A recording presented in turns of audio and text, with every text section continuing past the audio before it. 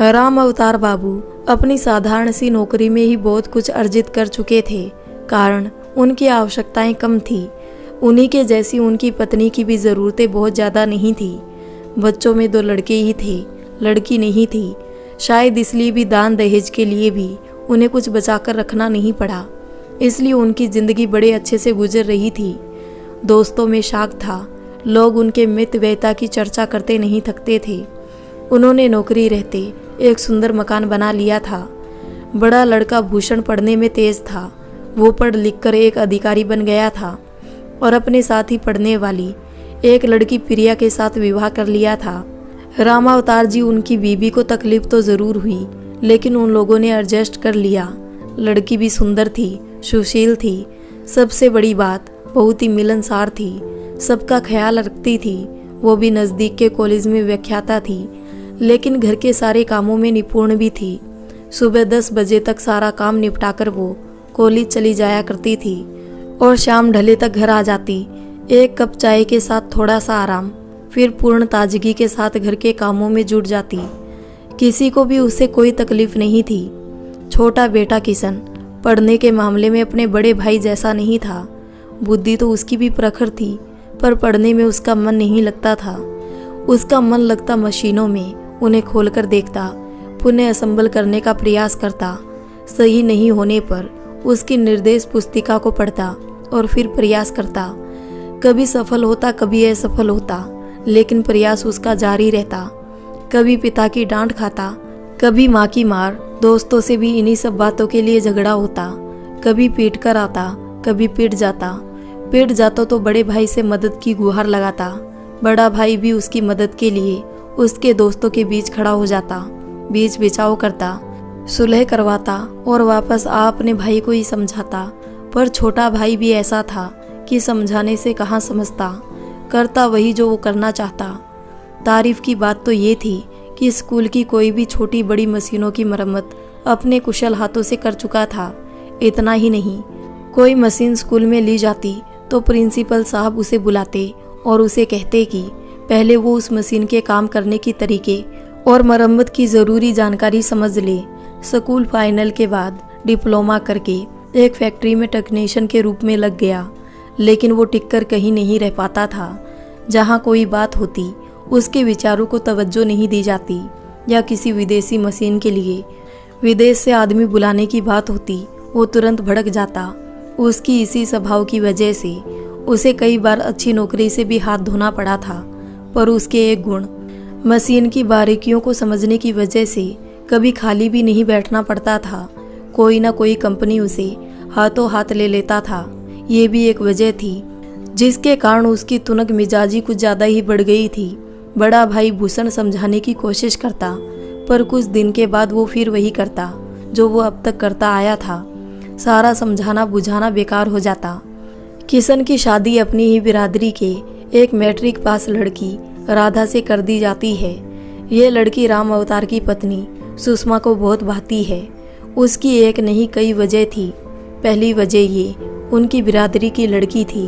उसके बाद वो घर के सभी कामों में निपुण थी, कुशलता से करती थी, सबका ख्याल रखती थी, खास तौर पर अपने सास ससुर का। रात को सास के पाँव में तेल लगाए बगैर सोने नहीं जाती। यानी सभी को घर में काम करने के लिए 24 घंटे के लिए एक आदमी मुफ्त में मिल गया था। सुबह जब देखो राधा किचन में मिलेगी, रात कितने बजे भी देखो राधा किचन में मिलेगी। प्रिया के बच्चों को कुछ चाहिए तो वो भी चाची से कहेंगे, भूषण को कुछ चाहिए तो प्रिया राधा को कह देगी, और प्रिया को खुद के लिए भी कुछ चाहिए तो वो भी राधा को ही कहेगी।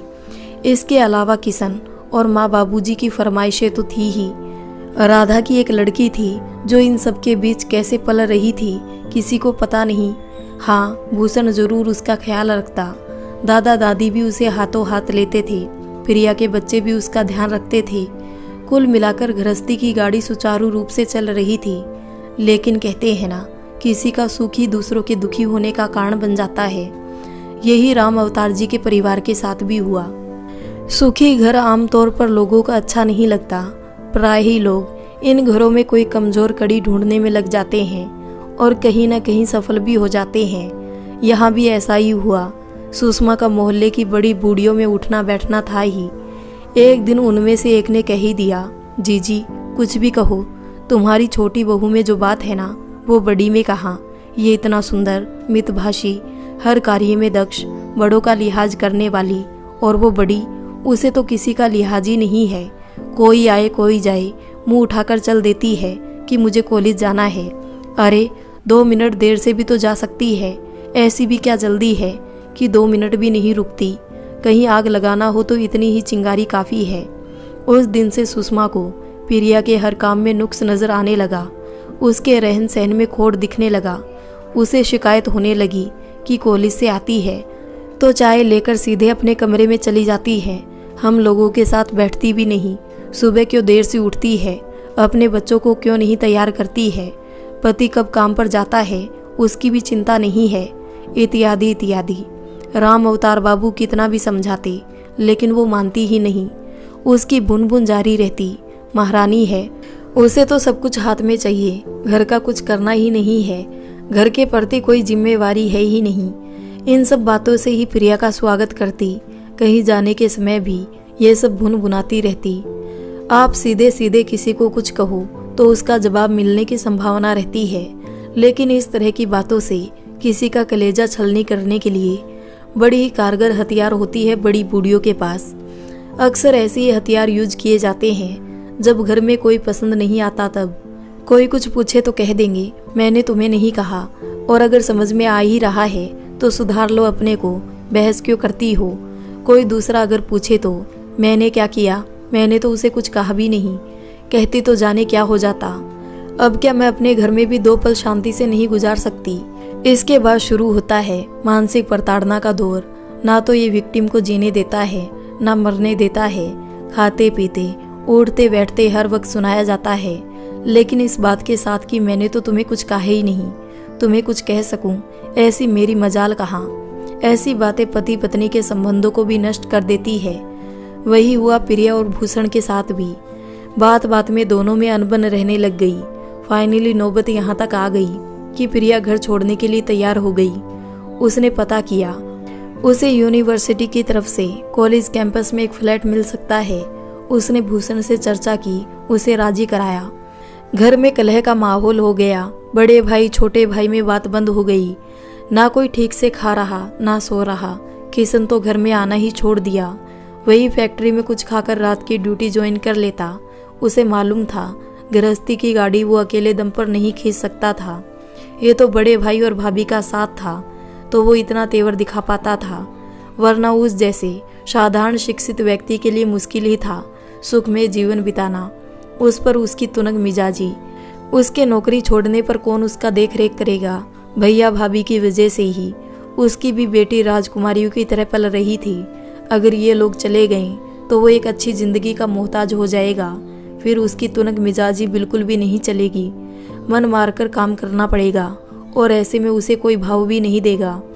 राम अवतार बाबू अपनी तरफ से समझा बुझाकर हार गए थे। दिन तय हो गया। फ्लैट देकर उसमें अपना ताला लगा दिया गया।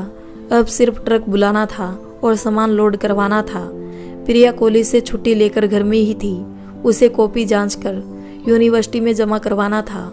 उसे मालूम था घर शिफ्टिंग में समय नहीं दे पाएगी, फिर कॉपी जांचने का काम पेंडिंग रह जाएगा।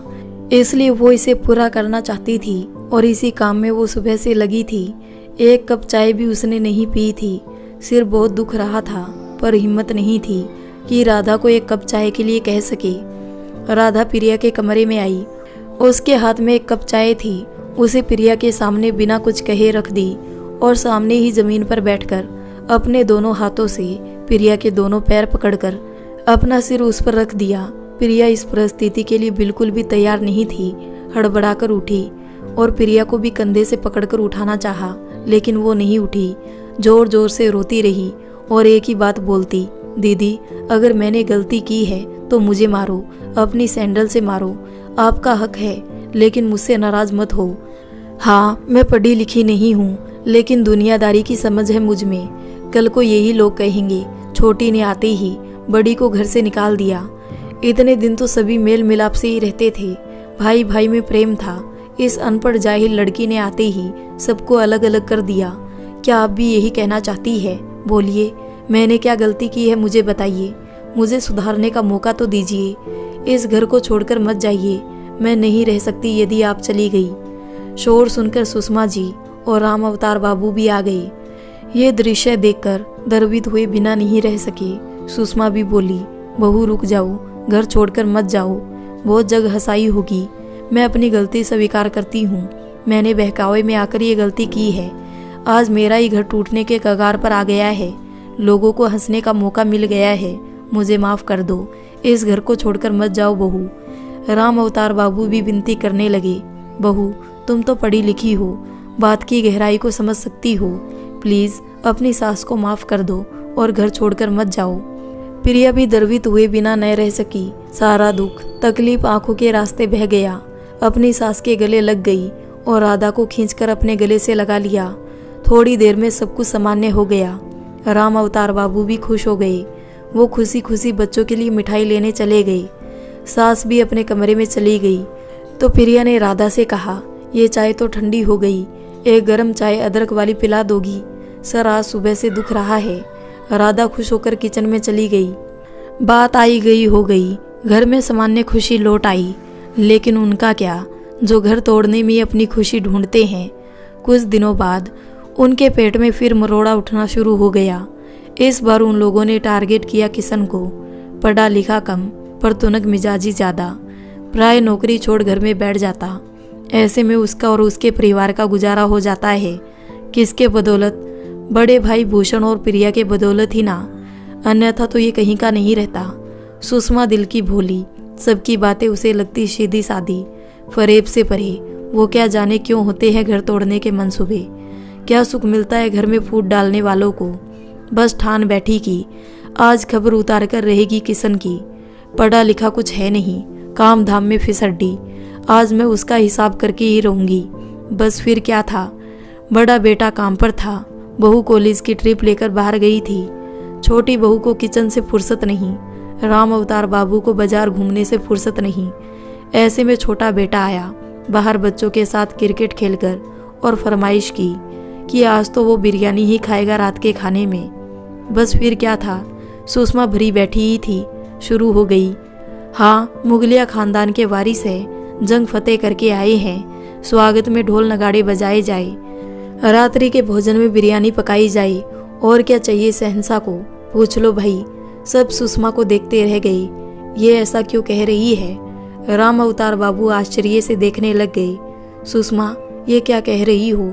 कहो मजाक कर रही हो ना। राम अवतार बाबू कहते हैं। लेकिन सुषमा के तो तेवर ही बदले हुए थे। किशन भी दंग रह गया। समझ नहीं आया कि उसकी माँ ऐसा कह रही है। बिरयानी उसके दिमाग से उतर गया। परंतु सुषमा जी का बड़बड़ाना बंद नहीं हुआ। किशन ने खुशामद की कि माँ हो गया ना, अब मैं बिरयानी के लिए नहीं कह रहा, अब तो चुप हो जाओ। परंतु नहीं, उनकी तो चुप्पी खत्म होने का नाम ही नहीं ले रही थी। एक एक करके उसके सारे अवगुणों का कच्चा चिट्ठा आज ही खोलना था। दिन भर तुम खेल में लगे रहो और बड़ा भाई और भाभी घर चलाने के लिए दिन रात एक किए रहे। तुम्हें क्या, तुम खेल कर आओ, बिरयानी खाओ और सो जाओ। कोई जिम्मेवारी नहीं है। एक बेटी है, वो भी भाई के भरोसे पल रही है। खुद तो कुछ करते नहीं, अपनी हरकतों से सबकी परेशानियां बढ़ाते रहो। बात बढ़ते बढ़ते काफ़ी बढ़ गई। किशन घर छोड़ने पर आमादा हो गया। किसी के समझाने पर भी अब वो सुनने वाला नहीं था। और वैसे भी सुषमा जी के व्यवहार में कोई बदलाव नहीं था। वो तो ऐसा लगता था कि किशन को देखना ही नहीं चाहती थी। आखिर में हुआ वही जो सुषमा जी चाहती थी। किशन एक छोटा सा मकान किराए पर लेकर अपने कुछ सामान के साथ ही शिफ्ट हो गया। जमा पूंजी से घर चल रहा था। नौकरी तो पहले ही छोड़ दिया था। मालिक शहर में थे नहीं, इसलिए कोई बुलाने भी नहीं आया था। और अपने अकड़ू स्वभाव के चलते वो किसी के पास जा भी नहीं रहा था। अगर ऐसा ही कुछ दिन और चलता रहा तो निश्चित ही उसके बुरे दिन आने वाले थे। कठिन परिस्थिति में होते हुए भी किशन बहुत धैर्य से था। उसे उम्मीद था कि कुछ न कुछ अच्छा ही होगा। अपने स्वभाव के अनुरूप ही वह बहुत आशावान और धैर्यवान था। उसे अपने हाथ पर पूरा भरोसा था। दूसरी तरफ सब कुछ बिखर सा गया था। सुषमा का उम्र हो गया। अब काम धाम उससे कुछ होता नहीं था। इतना पैसा भी नहीं कि नौकर रखकर इस घर का सारा काम काज और खाना पीना सबकी व्यवस्था की जा सके। इतने में तो भूषण की सारी कमाई नौकरों के भुगतान में ही चला जाएगा। आदमी जब नहीं होता है तभी उसका महत्व भी पता चलता है। राधा अकेले दम पर घर का कितना काम संभालती थी आज पता चल रहा था जब वो घर में नहीं थी। कोई नहीं समझता था कि उसे भी कभी आराम की ज़रूरत होती होगी। आज वो नहीं है तो सारा घर बिखरा पड़ा है। खाना कभी बनता कभी नहीं बनता। भूषण 3 दिन से बाहर खा रहा था। राम अवतार जी ने आखिरी टाइम दवा कब ली याद नहीं। खुद सुषमा का भी यही हाल था। वो तो रह रहकर हाँफ रही थी। उसकी आंखों के आगे कभी कभी अंधेरा छा जाता। डर के मारे कुछ बोल भी नहीं पा रही थी। दोपहर की बैठक भी छूट गई थी। कोई उसका हाल चाल पूछने भी नहीं आ रही थी। सब कुछ चल रहा था, सिर्फ सही से नहीं चल रहा था। सुषमा किसी तरह कुछ प्रिया के बच्चों को स्कूल जाने की समय दे देती। भूषण बिना नाश्ता बिना चाय के ऑफिस जाता। बच्चे जहाँ रोज ड्रेस चेंज करते, आज उनके पीटी और एक्टिविटी वाले दिन भी ड्रेस चेंज नहीं होता। राम अवतार बाबू और सुषमा कुछ भी खाकर गुजारा कर रहे थे, लेकिन कोई कुछ पहल करने के लिए तैयार नहीं। राम अवतार बाबू डर से कुछ बोलना नहीं चाहते। सुषमा गलती पर पछता तो रही थी पर कुछ बोलना नहीं चाहती थी। जाने ऐसे कैसे चलेगा कोई नहीं जानता था या जानना ही नहीं चाहता था। 3 दिन बाद प्रिया ट्रिप से लौटकर आई तो देखा घर बिखरा हुआ, रसोई काफ़ी गंदी। मालूम भी हुआ कि किशन और राधा घर छोड़कर जा चुके हैं। कहाँ गए किसी को पता ही नहीं। पति से पूछा तो कुछ मालूम नहीं, मैं तो ऑफिस में था, मुझे क्या मालूम, यही जवाब था भूषण का। बच्चों को पूछा तो वे खुद ही सहमे हुए थे, डरे हुए थे। उन्हीं लोगों ने बताया कि दादी और चाचा में कुछ हुआ। दादी बहुत कुछ बोल दी। दूसरे दिन चाचा चाची घर छोड़कर चले गए, साथ में बेबी को भी ले गए। चाची उस दिन का खाना बना दी थी, इसलिए एक दिन सब ठीक से चल गया। दूसरे दिन से कभी खाना मिलता, कभी ब्रेड से गुजारा करना पड़ता। दादी दिन भर किचन में रहती, लेकिन तभी भी ना खाना टाइम पर मिलता ना नाश्ता। पापा रोज बिना नाश्ता बिना चाय बिना टिफिन ऑफिस जाते। रात को भी कभी खाना मिलता, कभी दूध पीकर सो जाते। प्रिया ने जैसे तैसे रसोई को ठीक किया। रसोई में इतना काम है कि दूसरी चीज़ों के बारे में सोचना भी मुश्किल था।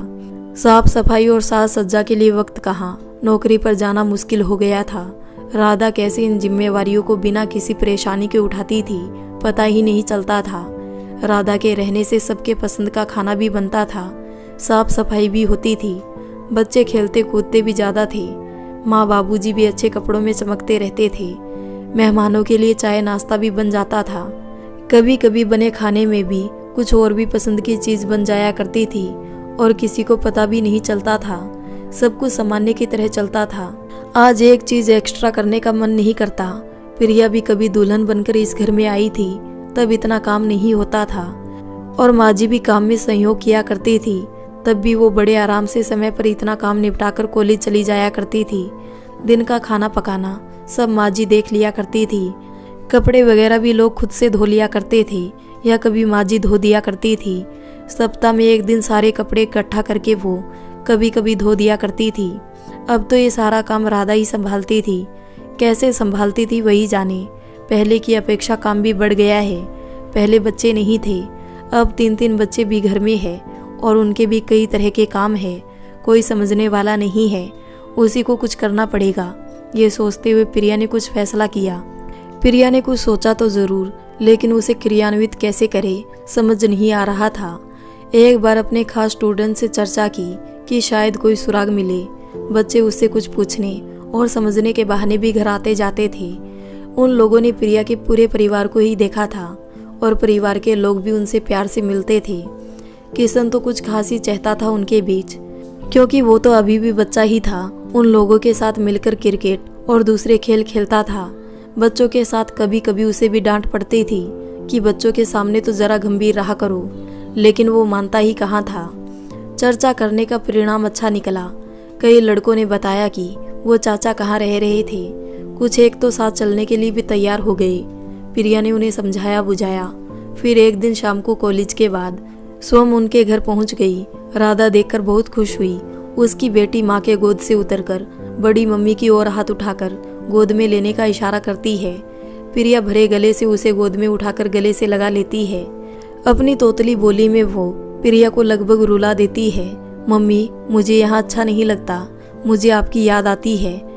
यहाँ दादा दादी और भैया भी नहीं है, मुझे अपने घर ले जाओ ना। वहाँ उपस्थिति सभी की आंखों में आंसू आ गए थे। राधा झट से अपनी बेटी को गोद में ले लेती है और कहती है, छोड़िए ना दीदी, ये तो ऐसे ही बड़बड़ करती रहती है। आइए ना बैठिए, अभी कॉलेज से आई होगी, मैं चाय बनाती हूँ आपके लिए। और राधा वहीं बरामदे में स्टोव जलाकर चाय बनाने लगी। प्रिया घूमकर देखने लगी। एक कमरे का मकान था, एक बरामदा था, वहीं स्टोव पर खाना बनता था। कमरे में चटाई बिछाकर वहीं पर एक गद्दा डाल दिया गया था। शायद यही सोने का इंतजाम था। बाथरूम कॉमन था जो दूर था, जैसा कि आमतौर पर किराए के मकानों में होता है। किशन पड़ोस में ही कहीं गया था। नौकरी तो अभी थी नहीं उसकी, उसका सेठ किसी काम से बाहर गया था। उसके आने का इंतजार था। उम्मीद था कि उसके आने पर सब कुछ सही हो जाएगा। किशन आया तो साथ में समोसा और मिठाई के पैकेट भी लाया। उसे भाभी के आने की खबर लग गई थी। आया तो अभिवादन करके नजरें झुकाए, पैकेट राधा को पकड़ाकर निकलने की कोशिश करने लगा। प्रिया ने उसे टोका, तो देवर जी आजकल बड़े हो गए, खुद से ही डिसीजन ले लिया अलग रहने का। भाभी, इस विषय पर आप ना ही कुछ बोले तो ज़्यादा बेहतर होगा। आप थे नहीं तो आपको मालूम नहीं। किशन नजरें झुकाए हुए ही बोला, एक बात बताओ, इतना ज़रूरी हो गया था घर छोड़ना कि मेरे ट्रिप पर से आने का भी इंतज़ार ना हो सका तुमसे? प्रिया ने छूटते ही पर्सन दाग दिया। राधा बीच में आ गई और समोसा और मिठाई का प्लेट रखते हुए बोली, दीदी छोड़ो ना, वो बातें होती रहेगी, समोसा खाइए, मैं चाय ला रही हूँ। प्रिया ने एक प्लेट किशन की ओर सरकाते हुए अपना समोसा हाथ में ले लिया। वातावरण बोझिल सा हो गया था। राधा 3 कप चाय लेकर आ गई। बातचीत का सिलसिला फिर आगे बढ़ा। राधा बोली, दी, इस बार का ट्रिप कैसा रहा, कुछ बताओ ना। प्रिया बोली, ट्रिप तो ठीक ही था राधा, लेकिन वापस आकर सारा मजा किरकिरा हो गया। जब ऐस्त व्यस्त घर को ठीक करना पड़ा, रसोई घर जो गंदा पड़ा था उसे साफ करना पड़ा। राधा बोली, दी, आप तो घूम फिरकर उसी बात पर वापस आ जाती है। प्रिया बोली, तुम कैसे इस बात को इग्नोर कर सकती हो? यही तो विषय है जिसके बारे में मैं जानने के लिए यहाँ आई हूँ। तुम लोगों ने ये कैसे सोच लिया कि ये अलग विषय है और इसका दूसरों पर कोई असर नहीं पड़ेगा? माँ बाबूजी की गोली बंद हो गई है। माँ रह रहकर हाँफती रहती है। बाबूजी कहते हैं कि दवा कई दिन तक लेने की सुध नहीं थी। कल से मैंने दिया है तो खाए हैं। मेरे दोनों बच्चे कहते हैं चाचा याद आते हैं, इनका अपना हालत खराब है। कहाँ तक गिनाऊं? हम लोगों के बीच तुम लोगों की ही चर्चा होती है और तुम कहती हो वो बात ना करे। बहुत देर तक सन्नाटा छाया रहता है। बच्चे की रोने की आवाज सबको आकर्षित करती है। किशन उसे लेकर बाहर निकल जाता है। ऐसे भी वो अपनी भाभी का सामना करने से कतरा रहा था। राधा और प्रिया में इधर उधर की बातें होती है। राधा ही बताती है, 1 सप्ताह से अधिक हो गया है ये काम पर नहीं जा रहे हैं। कहते हैं घबराओ नहीं, सब ठीक हो जाएगा। कैसे ठीक होगा? प्रिया पूछ बैठती है। राधा के पास कोई जवाब नहीं होता है। तभी भी वो कहती है, दी, मुझे इन पर काफी भरोसा है। मैं इन्हीं का हाथ पकड़कर इस घर में आई थी। अब जब यही उस घर को छोड़ दे तो मेरा क्या रह जाता है उस घर में? मेरे लिए तो ये जहां, मेरी दुनिया वहां। किशन के वापस लौटने पर प्रिया उसे समझाने की कोशिश करती है, परंतु किशन टस से मस नहीं होता है। इतने में गली में एक गाड़ी रुकने की आवाज आती है। किशन बाहर की ओर तेजी से जाता है। किशन के साथ प्रकाश और उसका मैनेजर था। मैनेजर के हाथ में कुछ खाने के और मिठाइयों के पैकेट थे, साथ ही कुछ फल और चॉकलेट के भी। उसने ये सारा कुछ राधा और प्रिया के हाथ में पकड़ा दिया। प्रिया को देखकर प्रकाश बहुत खुश हो गया। अरे भाभी जी भी यही है, कैसी है आप? ये किशन को समझाती क्यों नहीं आप लोग? इस तरह सबसे झगड़ा मोल लेता रहता है। वो प्रिया की ओर देखकर बोला। प्रिया भी उसका अभिवादन करके बोली, तुम लोग भी तो कुछ ख्याल नहीं रखते। फैक्ट्री के लगने के साथ से ही किशन जी तुम्हारे साथ है, लेकिन फिर भी तुम लोग उसके काम में टोका टाकी करते हो। प्रकाश बोला, भाभी ऐसी बात नहीं है, आज मैं जरा जल्दी में हूँ, फैक्ट्री में काम बंद है, मैं किशन को लेकर जा रहा हूँ। आप और राधा भाभी को मैनेजर साहब घर छोड़ देंगे। मैं बाद में आकर आपसे, भैया और किशन सभी से बात करूँगा। मेरे पास एक स्कीम है, अगर किशन राजी हो जाता है तो उस स्कीम से किशन को भी फायदा है, हमारा भी मुनाफा अच्छा होगा, फैक्ट्री का डाउन टाइम कम हो जाएगा। प्रिया किशन की ओर देखती है। किशन भी कहता है कि हाँ, इस स्कीम से फायदा तो है, लेकिन एक बार समझ ले तो हाँ कहेंगे। प्रिया किशन से पूछती है कि राधा को और बेबी को लेकर घर जाए ना, आप आ जाओगे ना वहाँ। उसकी जगह प्रकाश ही कह देता है, हाँ भाभी आप घर जाइए और राधा भाभी को भी लेकर जाइए, ये आएगा और वहीं आएगा, आप चिंता मत कीजिए, ये अभी सारी रात फैक्ट्री में रहेगा। तो राधा भाभी और बेबी क्या यहाँ अकेले रहेंगे, आप लेकर जाइए इन्हें। फिर मैनेजर की ओर मुखातिब होकर कहता है, आप इन लोगों को छोड़कर फैक्ट्री आ जाइए, ठीक। किशन भी सहमति में सिर हिला देता है। प्रिया राधा और बेबी को लेकर, जरूरी सामान लेकर, बाकी खाने पीने का सामान लेकर मैनेजर की कार में बैठती है और घर की ओर निकल पड़ती है। प्रकाश प्रिया या भूषण या किशन के लिए कोई अनजान नहीं था, वो भी इसी शहर का लड़का था और साथ ही स्कूल और कॉलेज में भी पढ़ा था। इसके पिताजी बिजनेसमैन थे, शहर में उनकी बहुत सी दुकानें थी, शोरूम थे और बिल्डिंग बिजनेस में पार्टनरशिप भी था। भूषण और प्रिया से प्रकाश 2 साल जूनियर था और किशन से 1 साल सीनियर। भूषण की प्रतिभा का कायल था और किशन की योग्यता से अचंभित। प्रिया को तभी से भाभी के रूप में स्वीकार कर लिया था जब से किशन ने स्वीकार किया था। ऐसी तो बहुत सी लड़कियां इसके पीछे थी और ये भी उन पर खर्चा करने में अपना शान समझता था, लेकिन प्रिया को देखकर उसकी सारी आशिकी काफूर हो जाती थी। वो बगले झांकने लगता था जैसे किसी अपने ने उसकी चोरी पकड़ ली हो। विदेश से MBA करने के बाद वापस आया था और एक फैक्ट्री शहर में इंस्टॉल किया था और अपने फ्रेंड किशन को इंस्टॉलमेंट के समय से ही अपने साथ रखा था। किशन भी इंस्टॉलमेंट के समय भी होने वाले कई चैलेंजिंग सिचुएशन में प्रकाश को अनावश्यक खर्चों से बचाया था, इसलिए प्रकाश उसकी बातों को बहुत ज़्यादा तवज्जो देता था। आज भी इन्हीं वजहों से वो किशन को अपने साथ फैक्ट्री ले गया था और उनसे अधिकार पूर्वक कह सकता था कि वे घर जाए और वो सबसे आकर घर पर ही मिलेगा। सोचते सोचते घर आ गया। कार के ब्रेक लगने के झटके से प्रिया की तंद्रा टूटी और वो देखी कि घर आ गया। बेबी को लेकर प्रिया उतर गई। दूसरी तरफ से राधा भी सारा सामान लेकर उतर गई। मैनेजर साहब कार ड्राइव कर चले गए। प्रिया और राधा घर में प्रवेश कर गई। सुषमा टीवी में व्यस्त थी और राम अवतार बाबू भी दिन भर के हिसाब किताब में व्यस्त थे, साथ ही टीवी भी देख रहे थे। राधा सीधे किचन में चली गई। प्रिया अपने कमरे में। प्रिया को देख भूषण को चाय की तलब लग गई। प्रिया प्लीज 1 कप चाय मिलेगी प्लीज। हाँ आ रही है, राधा आ गई है, प्रिया का जवाब था। थोड़ी देर में राधा भूषण और प्रिया के लिए चाय लेकर आ गई। राधा प्रिया से बोली, दी 1 घंटे में खाना लगा दूंगी, माँ बाबूजी को बोल दोगी? हाँ ठीक है, मैं उससे पहले नीचे तुम्हारे हेल्प के लिए आ जाऊंगी, प्रिया बोलती है। राधा नीचे उतर जाती है। 1 घंटे में सभी डाइनिंग टेबल पर आ जाते हैं। सुषमा जी किशन के बारे में पूछती है। प्रिया उन्हें किशन और प्रकाश की बातें बतलाती है। पुरानी बातें भूल सभी एक दूसरे से बातें करने लगते हैं, हाल समाचार पूछते हैं और सामान्य व्यवहार करने लगते हैं। छोटी बेबी भी चहक चहक कर अपने भाइयों के साथ खेलती है, खाती है। प्रिया के दोनों बच्चे भी बहुत खुश हो जाते हैं। सुषमा भी प्रिया को रोक उसका हाथ पकड़कर उसके कानों में धीरे से आभार प्रकट कर अपनी नम आंखों को साड़ी के कोर से पोंछ लेती है। खाने पीने के बाद सभी अपने अपने कमरों में चले जाते हैं। राधा, प्रिया और सुषमा जी बर्तन समेटने में लग जाते हैं। राधा उन्हें छोड़ देने का आग्रह भी करती है, पर वो नहीं सुनती है और सबके साथ बर्तनों को समेटने के बाद अपना दवा खाती है और राम अवतार जी के लिए भी दवा लेकर अपने कमरे में जाती है। अपना काम खत्म करके राधा एक कटोरी में तेल लेकर सुषमा जी के कमरे में जाती है। उसके बेबी को प्रिया अपने साथ ले जाती है और कहती है, यह आज यहीं हम लोगों के साथ ही रहेगी। बेबी वैसे भी अपने बड़ी मम्मी और पापा के साथ बड़े मजे से रहती थी। सुषमा जी राधा को देख थोड़ी रिएक्टिव होती है। राधा, आज तुम तेल लगाना चाह रही हो, इतने दिन तो मेरे पैरों में तेल लगा ही नहीं। राम अवतार बाबू तुरंत बीच बचाव के लिए बोल पड़ते हैं। सुषमा जी अब बस भी कीजिए, खुद ही ने किशन को जली कटी सुनाकर अलग किया था, अब इस बेचारी का इसमें क्या दोष, ये तो अपने पति के साथ ही जाएगी ना। सुषमा जी चुप हो जाती है। राधा उनके पैरों में तेल लगाकर चली गई। आज उसे वैसे भी नींद आएगी नहीं, किशन जो नहीं है घर पर। जाने क्या खाया होगा, क्या कर रहे होंगे, अभी भी तो जाग ही रहे होंगे ना, तो मैं कैसे सो जाऊं।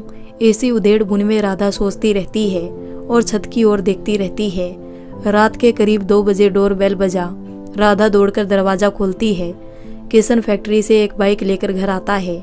घर आते ही किशन ने दरवाजा बंद किया और राधा को गोद में उठाकर अपने कमरे की ओर बढ़ चला। राधा इस सिचुएशन के लिए तैयार नहीं थी। वो हड़बड़ा जाती है। वो किशन को समझाने की कोशिश करती है, छोड़ो ना, मुझे नीचे उतारो, कोई देख लेगा तो क्या कहेगा। लेकिन किशन कहाँ सुनने वाला था, सीधे अपने कमरे में लेकर गया। सुबह 6 बजे उठकर किशन तैयार हो गया और राधा को भी उठा दिया। एक कप चाय पीकर घर से निकल गया और बोला, प्रोडक्शन का काम चल रहा है, मेरा वहाँ रहना जरूरी है। 10 बजे तक फिर किसी को जिम्मा देकर आऊँगा, तब नाश्ता करूँगा, ठीक है। राधा ने भी सहमति में सिर हिला दिया। राधा के लिए अभी काफ़ी समय था। बड़े भैया 9:30 बजे ऑफिस जाते थे और प्रिया दी 10 बजे। बच्चे 8 बजे तक निकलेंगे बस पकड़ने के लिए। वो चादर तानकर सो गई। समय से उठकर बच्चों को तैयार कराया। तब तक प्रिया दी भूषण भैया का टिफिन दे दी और टेबल पर नाश्ता लगा दिया। माँ बाबूजी को दवा दी, नाश्ता कराया और अपने सामान्य दिनचर्या में शामिल हो गई। घर का सारा कार्य सुचारू रूप से चलने लगा। किसी को भी किसी तरह की तकलीफ महसूस नहीं हो रही थी। सुषमा जी की बैठकी फिर से शुरू हो गई। एक दिन शाम की चाय के समय जब सभी उपस्थित थे, प्रिया ने बात शुरू की। प्रिया बोली, आज जब सब कुछ सामान्य हो गया है, मैं आप लोगों को वो दिन याद कराना चाहूंगी जब किशन और राधा ने ये घर छोड़ा था। आपको याद होना चाहिए कि उस समय सारा घर बिखर गया था। माँ बाबूजी, आप दवा खाना भूल गए थे। भूषण जी, आप बाहर खाना खा रहे थे। मैं ट्रिप से वापस आई तो 2-3 दिन छुट्टी लेकर रसोई और घर की सफाई करनी पड़ी थी। उसके बाद भी घर अपने सामान्य स्थिति में वापस नहीं आया था और आज राधा और किशन के घर आते ही सब कुछ सामान्य हो गया है। क्यों, कभी सोचा है आप लोगों ने? उसका एक ही जवाब है, राधा ने आते ही घर के सारे काम अपने जिम्मे ले लिया और बाहर का काम किशन ने। ये इतनी कुशलता पूर्वक अपना काम करते हैं कि इनके काम का इम्पोर्टेंस किसी को नजर ही नहीं आता। सबको लगता है कि ये काम बड़े आसानी से हो जाते हैं, लेकिन नहीं। आप लोगों ने देखा कि इनके ना रहने से एक दिन भी घर ठीक से व्यवस्थित नहीं रह सका था। यदि इन कामों को पैसों की मद में तोलिए तब पता चलेगा इन कामों की कीमत क्या है। जैसे इतने बड़े घर में झाड़ू पोछा किसी को भी इस काम के लिए रखना होगा तो वो 5 से 6 हजार रुपये महीना लेगी। 2 टाइम खाना पकाना इतने बड़े परिवार के लिए 10,000 12,000 से कम में कोई तैयार नहीं होगा। इतनी बार चाय बनाती है, उसके लिए पैसे देकर भी आदमी नहीं मिलेगा। ऊपर से फरमाइशें अलग। कौन इन सब चीज़ों का खर्चा वहन करने के लिए तैयार होगा? फिर किशन का काम, बाबूजी के छोटे काम भी छोड़ दे तो घर के सारे बड़े काम किशन जी ही अपनी ड्यूटी के अलावा भी करते हैं। तो इस तरह से देखा जाए तो सबसे ज्यादा किशन जी और राधा का ही कंट्रीब्यूशन परिवार के लिए है। इसलिए समय है कि आप सभी इस बात पर ध्यान दें और इनका काम आसान करने के बारे में सोचें, ताकि इन्हें भी आगे कुछ राहत मिल सके और कुछ अपनी जिंदगी के लिए भी कर सके। भूषण बोला, तुम्हारी नज़र में इसका सोल्यूशन क्या है? प्रिया बोली, मैंने तो प्रॉब्लम की तरफ ध्यान आकर्षित करवाया है, अब सोल्यूशन के लिए आप सबको सोचना है। राम अवतार बाबू बोले, देखो मेरी समझ में हमें राधा का कुछ काम कम करना चाहिए और उन कामों को अपने जिम्मे लेना चाहिए, जिससे उसे भी आराम मिलेगा और घर में सभी को जिम्मेदारी का बोध होगा। राधा बोली, आप लोग क्यों परेशान हो रहे हैं? मैं हूं ना, मैं कर लूंगी, मुझे कोई परेशानी नहीं है। प्रिया बोली, तुम तो हो ही, इससे किसी को इनकार कहाँ है। लेकिन तुम्हारी कुछ दिन की अनुपस्थिति ने ये बता दिया है कि कल को अगर तुम्हारी तबीयत भी खराब हुई ना तो घर बिखर जाएगा। इसलिए आज इन्हें सोचना है और आगे आने वाली परिस्थिति के लिए तैयार होना है। तभी हम अच्छे से रह सकते हैं और हर परिस्थिति का सामना कर सकते हैं। हमारे पास पैसे ज्यादा है नहीं, ऐसे में मिलजुल कर काम करेंगे तभी सब सुख पूर्वक रह सकते हैं और भविष्य के लिए बचा सकते हैं। वरना इतने सीमित साधन में ना तो अलग अलग रह सकते हैं, ना भविष्य के लिए कुछ बचा सकते हैं। हमें बच्चों की शिक्षा और शादी विवाह के लिए सोचना है और बीमारी सिमारी के लिए भी सोचना है। कोई नहीं जानता आगे आने वाला समय कैसा आएगा, इसलिए अभी से उस परिस्थिति के लिए हमें तैयार रहना चाहिए। सभी एक दूसरे के चेहरों की तरफ देखते हैं, जैसे कि इस बात का ख्याल उन्हें क्यों नहीं आया। फिर सभी के चेहरे प्रिया की ओर घूम गए कि आगे वो क्या कहना चाहती थी। प्रिया सभी को अपनी ओर देखकर असमंजस में पड़ गई। क्या बोले कुछ समझ नहीं आया। उसके शब्द मुंह में ही रह गए। ऐसे में बाबूजी उसकी सहायता के लिए आई। उन्होंने कहा, सही कह रही है, उचित ध्यान देने के लिए कह रही है। तुम लोग दोनों को इस बारे में सोचना चाहिए। आज बच्चे छोटे हैं, छोटी कक्षाओं में पढ़ रहे हैं, इसलिए काम चल रहा है। धीरे धीरे ये ऊंची कक्षाओं में जाएंगे, तब खर्चा संभालना मुश्किल हो जाएगा। फिर उसके बाद इनकी शादी ब्याह का खर्चा है। इन सब बातों के लिए तुम्हें अपने को तैयार करने की ज़रूरत है। किशन की ओर मुखातिब होकर बोलते हैं, तुम्हें बचपना छोड़ना चाहिए। तुम्हारी बेटी बड़ी हो रही है, तुम्हें उसके लिए कुछ बचाना है, पढ़ाना लिखाना है, शादी ब्याह करना है। अभी भी तुम नौकरी पर भड़कते रहोगे तो कैसे काम चलेगा। माना कि मशीनों के बारे में तुम्हारी अच्छी जानकारी है, लेकिन कल को कोई दूसरा भी जानकारी रखने वाला हो सकता है। अंततः बात बात में नौकरी छोड़ने की बात करना सही नहीं है। यहाँ बाबूजी को रोककर प्रिया बोल पड़ती है, प्रकाश जिस स्कीम की बात कर रहा था किशन, उसका क्या हुआ। किशन बोला, जी भाभी, अभी उसी स्कीम पर काम कर रहा हूँ। फैक्ट्री की कुल 50% मशीनें मेरे देखरेख में है। इन सब का प्रिवेंटिव मेंटेनेंस मुझे अपनी टीम के साथ रखना होता है। जो मैं कर रहा हूँ आज तक ब्रेक डाउन नहीं हुआ है। 6 महीने का रिकॉर्ड देखा जाएगा, उसके बाद मेरे प्रोडक्शन बोनस में बढ़ोतरी की जाएगी। प्रिया बोली, और जो मिलने की बात कह रहा था उसका क्या हुआ। किशन बोला, उसे फुर्सत ही कहाँ है, कस्टमर से मिलने मुंबई गया है। एक बड़े ऑर्डर की बात चल रही है। ये बात अगर बन गई तो मेरा काम बहुत बढ़ जाएगा।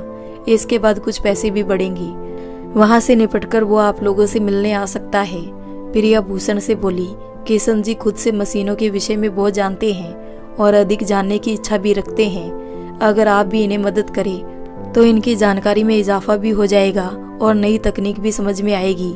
इस तरह से ये अपने फील्ड में ज़्यादा कामयाब हो सकेंगे। और किशन जी, फिर किशन की ओर देखकर, आप अपना भी व्यवहार थोड़ा बदलें। हर बात में नौकरी छोड़ना उचित नहीं है। थोड़ा बात को समझिए, तर्क संगत बात कीजिए। इसके बाद भी बात ना बने तो एक मौका दीजिए। देखिए कि सामने वाला क्या करता है। सही है तो एक्सेप्ट कीजिए, गलत है तो अपना विचार मजबूती से प्रस्तुत कीजिए और उसके फायदे बतलाइए। इससे आपका सम्मान ज्यादा बढ़ेगा। राम अवतार बाबू बोले, ये सब तो ठीक है, पर हम लोग घर के कामों के विषय में चर्चा कर रहे थे। प्रिया बोली, हाँ, हम लोग घर के कामों पर ध्यान केंद्रित करते हैं। मेरा सजेशन है कि एक काम वाली बाई को रखी लेते हैं चौका बर्तन करने के लिए। राधा बहुत जोर विरोध करती है। राधा बोली, मुझे बिल्कुल पसंद नहीं है काम वाली बाई का काम करना। एक तो वो आएगी नहीं टाइम से, उसका इंतजार करना पड़ेगा। उसके काम करने का तरीका भी ठीक नहीं लगता है, गंदा काम करती है। इसके अलावा वो यहाँ की बातें सुनकर पूरे मोहल्ले में नमक मिर्च लगाकर सुनाती है। ऐसे लोगों से मुझे नहीं काम करवाना। प्रिया बोली, राधा देखो, कुछ बर्दाश्त करना पड़ेगा। अब बेबी भी बड़ी हो रही है, तुम्हें उसके लिए भी समय निकालना है। उसके स्कूल जाने का समय हो रहा है, उसे तैयार करने की जरूरत पड़ेगी। इसलिए घर के काम के लिए एक काम वाली बाई का होना अब जरूरी हो गया है। माँ जी उसके काम को देखेगी, सफाई से करवाया करेगी। राधा मान जाती है। सुषमा जी भी सहमति में सिर हिलाती है। प्रिया बोली, अब देखना है कि काम वाली बाई कितना चार्ज करती है इस काम के लिए, और माँ बाबूजी का काम है काम वाली बाई से बात करने का और पैसे के बारे में डिसाइड करने का। राम अवतार बाबू बोले, इस काम के लिए पैसा कहाँ से आएगा। प्रिया बोली, पहले बात करके देखिए, अगर 5,000 में बात हो जाती है तो हम लोगों के पैसे से इतना निकल जाएगा। राम अवतार बाबू बोले, ठीक है, 2-4 नजर में है, मैं उनसे बात करके देखता हूँ। सुषमा जी बोली, अरे वो कमला भी तो है, साफ सुथरी रहती भी है, काम भी अच्छा करती है। एक बार पूछ रही थी कि माँ जी कोई काम हो तो बताइएगा, मैं करूँगी, मेरे पास काम ज्यादा नहीं। प्रिया बोली, फिर ठीक है, उसी से बात कीजिए। 1-8 हज़ार ज्यादा भी ले लेगी तो मैं दे दूंगी, आप बात कीजिए। ठीक है। किशन बोला, क्यों भाभी, आप ही क्यों देंगी, मैं भी हूँ, मैं भी दे सकता हूँ, मेरा भी कुछ हक है।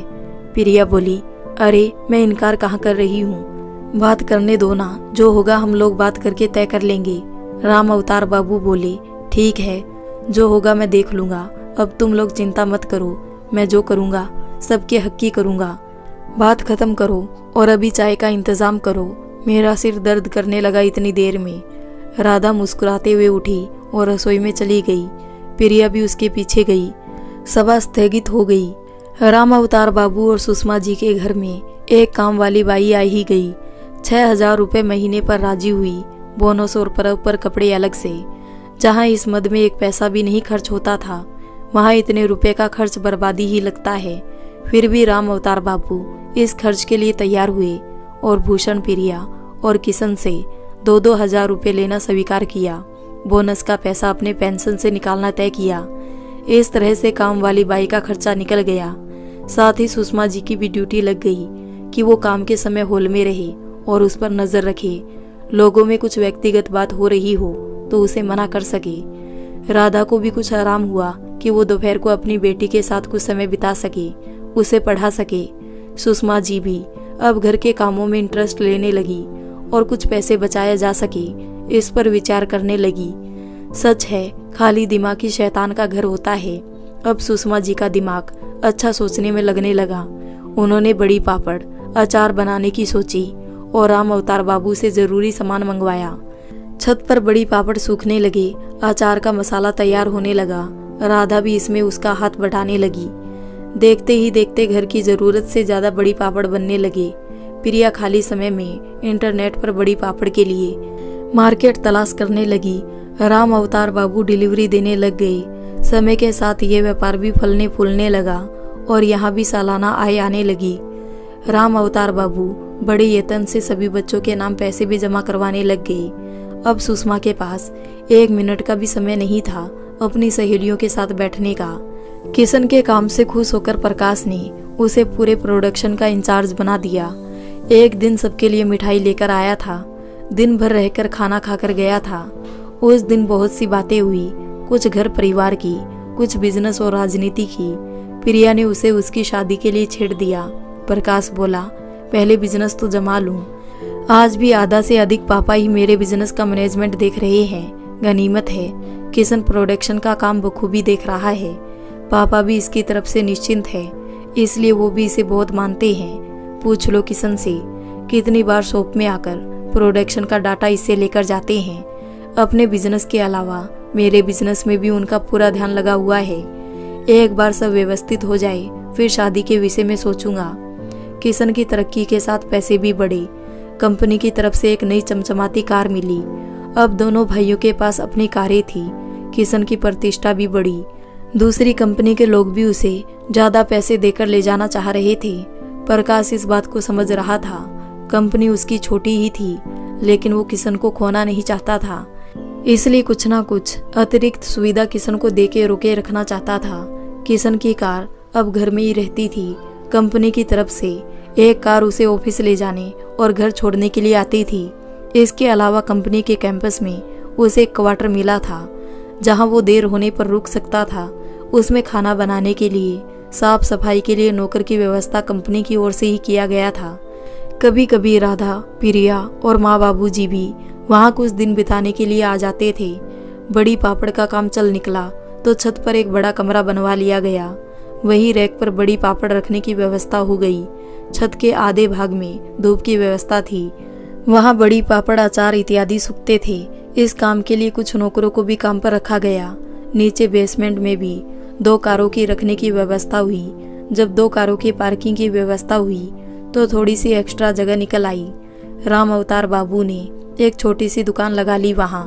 अब बड़ी पापड़, अचार की डायरेक्ट बिक्री भी वहाँ होने लगी। कभी राम अवतार बाबू, कभी सुषमा और कभी दोनों ही वहाँ बैठने लगे।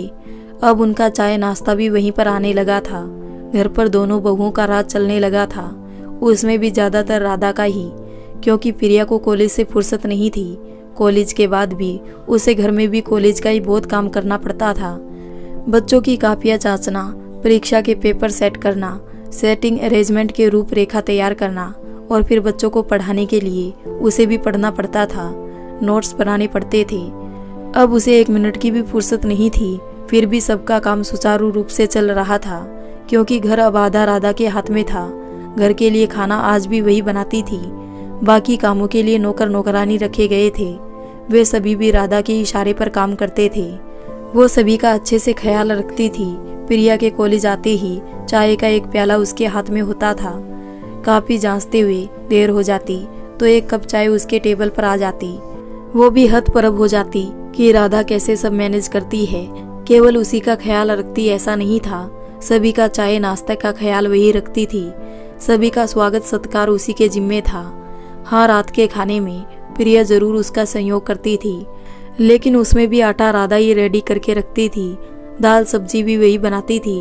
प्रिया आकर केवल रोटी बना देती थी, वो भी कभी कभी जब प्रिया बहुत व्यस्त होती, कॉलेज की परीक्षा चल रही होती, तो रात की रोटी भी राधा ही बनाती थी। मिलकर रहने से घर में काफी तरक्की हुई। घर में अब 2-2 कारें हो गई। किशन की कार हर वक्त घर पर रहने से घर वालों को बहुत सहूलियत हो गई थी। बाबूजी को अब कहीं भी जाना होता तो एक ड्राइवर लेते और कार लेकर चले जाते।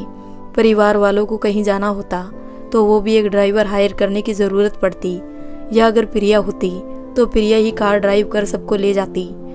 अब धीरे धीरे बच्चे भी बड़े होने लगे। प्रिया के दोनों लड़के कॉलेज में थे।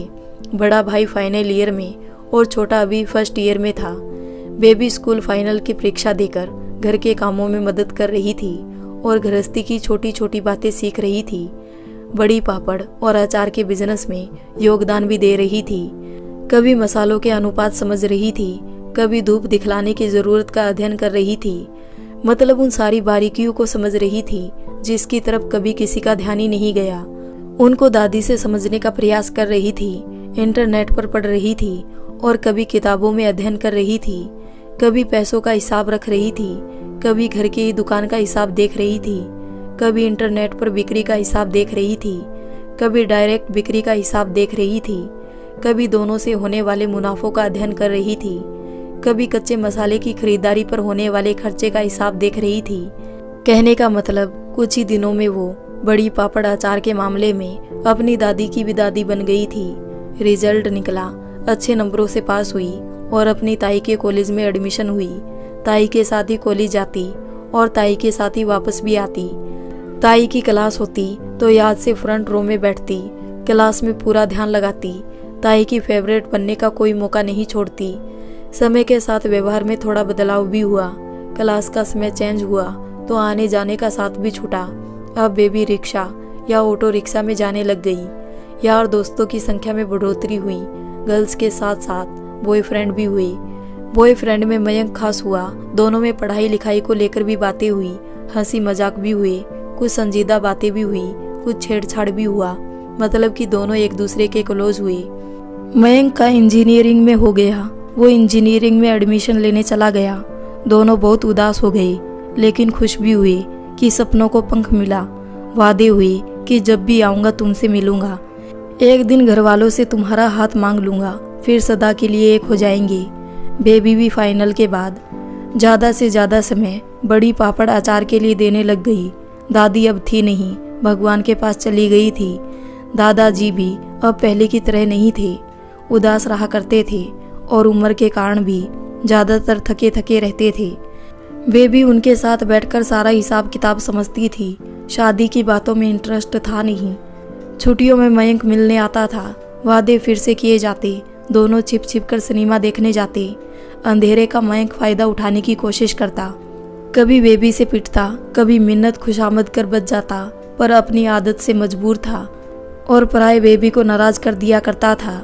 लेकिन उसकी आंखों में बेबी को प्यार दिखता था, इसलिए उसकी शरारतों को अनदेखा कर दिया करती थी।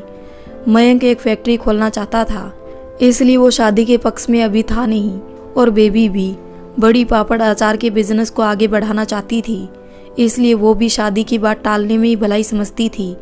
उसने दादाजी से कहकर एक आम का बगीचा खरीद लिया। उसी बाग में एक तरफ नींबू के कुछ पौधे लगा दिए। अब आम और नींबू के अचार के लिए कच्चे माल की व्यवस्था लंबे समय के लिए हो गया। मसाला कूटने पीसने के लिए ग्राइंडर की व्यवस्था कर ली। अब बड़े पैमाने पर मसालों को कूटने पीसने की व्यवस्था हो गई। फिर कुछ दिनों के अंतराल में मिक्सर की भी व्यवस्था की। अब आधुनिक तरीके से अचार और बड़ी पापड़ बनने लगी। इंटरनेट पर मार्केट की भी व्यवस्था हुई। इस बीच मयंक का भी फैक्ट्री चल निकला। बेबी उसे क्लियर कर दी कि शादी के बाद भी वो इस बड़ी पापड़ का बिजनेस छोड़ेगी नहीं। दोनों में सहमति बनी। मयंक ने भी कहा कि वो बेबी की प्रतियोगिता अपनी फैक्ट्री के लिए भी देखता है, इसलिए वो वहाँ भी योगदान देगी। बेबी ने भी उसे साफ कर दिया कि मयंक उसे बड़ी पापड़ के बिजनेस से अलग होने को कभी नहीं कहेगा। मयंक ने वादा किया कि वो बेबी को हर संभव मदद करेगा, ज़रूरत पड़ी तो पैसा भी लगाएगा। लेकिन क्योंकि उसे इस बिजनेस के बारे में कुछ मालूम नहीं है, इसलिए वो ज़्यादा कुछ नहीं कर सकता है। इतना वो आश्वासन बेबी को दिया कि बिजनेस की सफलता के लिए वो हमेशा उसका साथ देगा। एक दिन शाम को अचानक मयंक के घर से 2 कारों में भरकर लोग बेबी के घर आ गए। उनके हाथ में शगुन का कपड़ा, गहने और फल और मिठाइयाँ थी। दादाजी अकेले हॉल में बैठकर बड़ी पापड़ के बिजनेस का हिसाब देख रहे थे। प्रिया अभी कॉलेज में ही थी। किशन फैक्ट्री में जरूरी काम में व्यस्त था। इत्तेफाक से भूषण घर पर ही था और राधा रसोई में थी। बेल बजा तो नौकर ने दरवाजा खोला। इतने लोगों को देखा तो बाबूजी को आवाज़ दिया। बाबूजी स्वागत के लिए बाहर आए। उन लोगों के हाथ में शगुन का सामान देखकर चौंक गई। भूषण को आवाज़ दिया। भूषण के बच्चे नौकरी के सिलसिले में अपने परिवार के साथ दूसरे शहरों में रहते थे। किशन को खबर भिजवाया गया। राधा चाय नाश्ते में लग गई। बेबी जो नज़दीक के मॉल में गई थी जहां उसका शोरूम था, वहां खबर दिया गया। उसके हाथ पांव फूल गए, जाने क्या हो रहा होगा घर में। फ़ोन लगाकर मयंक को बहुत डांटा। तुम सुबह से बता नहीं सकते थे, अभी बोलो मैं क्या जवाब दूंगी घर में। दादाजी क्या सोच रहे होंगे, बड़े पापा क्या कहेंगे। मयंक कार लेकर मॉल में आ गया और बेबी को कहा चलो घर छोड़ देता हूँ। बेबी कार में बैठ गई।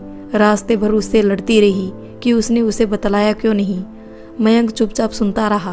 बेबी के घर के नज़दीक कार रुका और बेबी से खुशामद के सवर में बताया कि देखो वहाँ मेरी दीदी, जीजाजी, भैया, भाभी और चाचा चाची है और उनके बच्चे हैं।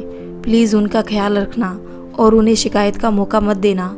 कहते हुए मयंक अपने दोनों हाथ जोड़ दिए। बेबी कार से उतरकर मुस्कुराकर मयंक की तरफ देखी और अपने घर की तरफ दौड़ पड़ी। घर पर दोनों तरफ से परिचय का आदान प्रदान हो रहा था। बेबी सिर पर चुन्नी रखकर सभी बड़ों के पैर छुए और दौड़कर माँ के पास किचन में चली गई। बातों का सिलसिला आगे बढ़ा। राम अवतार बाबू असमंजस में थे। उन्हें समझ में नहीं आ रहा था कि क्या कहें। किसी ने उन्हें कुछ बताया नहीं है कि क्या कहना है। भूषण ने उन्हें धैर्य रखने का इशारा किया। बेबी और उसकी माँ नाश्ता चाय का ट्रे लेकर हॉल में प्रवेश किए। नौकरों के हाथ में भी ट्रे में मिठाई और नमकीन थे। सारी चीज़ों को टेबल पर सजा दिया गया। मयंक के बड़े चाचा बात शुरू किए। हाँ तो ये शगुन का कार्यक्रम शुरू किया जाए, देरी क्या है। भूषण बोला अभी रुक जाइए, तब तक चाय पीजिए। बहुत दूर से आए हैं, थोड़ा आराम से बैठिए, कुछ बातें कीजिए। तब तक मेरा छोटा भाई और बेबी के पापा भी आ जाएंगे। इसी बीच बाहर कार रुकने की आवाज़ आई। साहब आ गए, साहब आ गए, बाहर से आवाज़ आई। थोड़ी देर बाद किशन दूसरे कमरे से हॉल में एंटर किए। शायद किसी दूसरे रास्ते से कमरे में जाकर फ्रेश होकर हॉल में प्रवेश किया। किचन के रास्ते प्रिया भी हॉल में प्रवेश करती है। शायद किशन रास्ते में अपनी भाभी को पिकअप कर लिया और दोनों साथ ही घर आए थे। भूषण खड़ा होकर परिचय करवाया। ये मेरा छोटा भाई और बेबी के पिता किशन है और ये मेरी वाइफ और बेबी की बड़ी मम्मी प्रिया है। बेबी भी अपनी बड़ी मम्मी के गले से लिपट जाती है। शगुन का कार्यक्रम शुरू किया गया। बेबी को एक अलग सोफे पर बिठाया गया।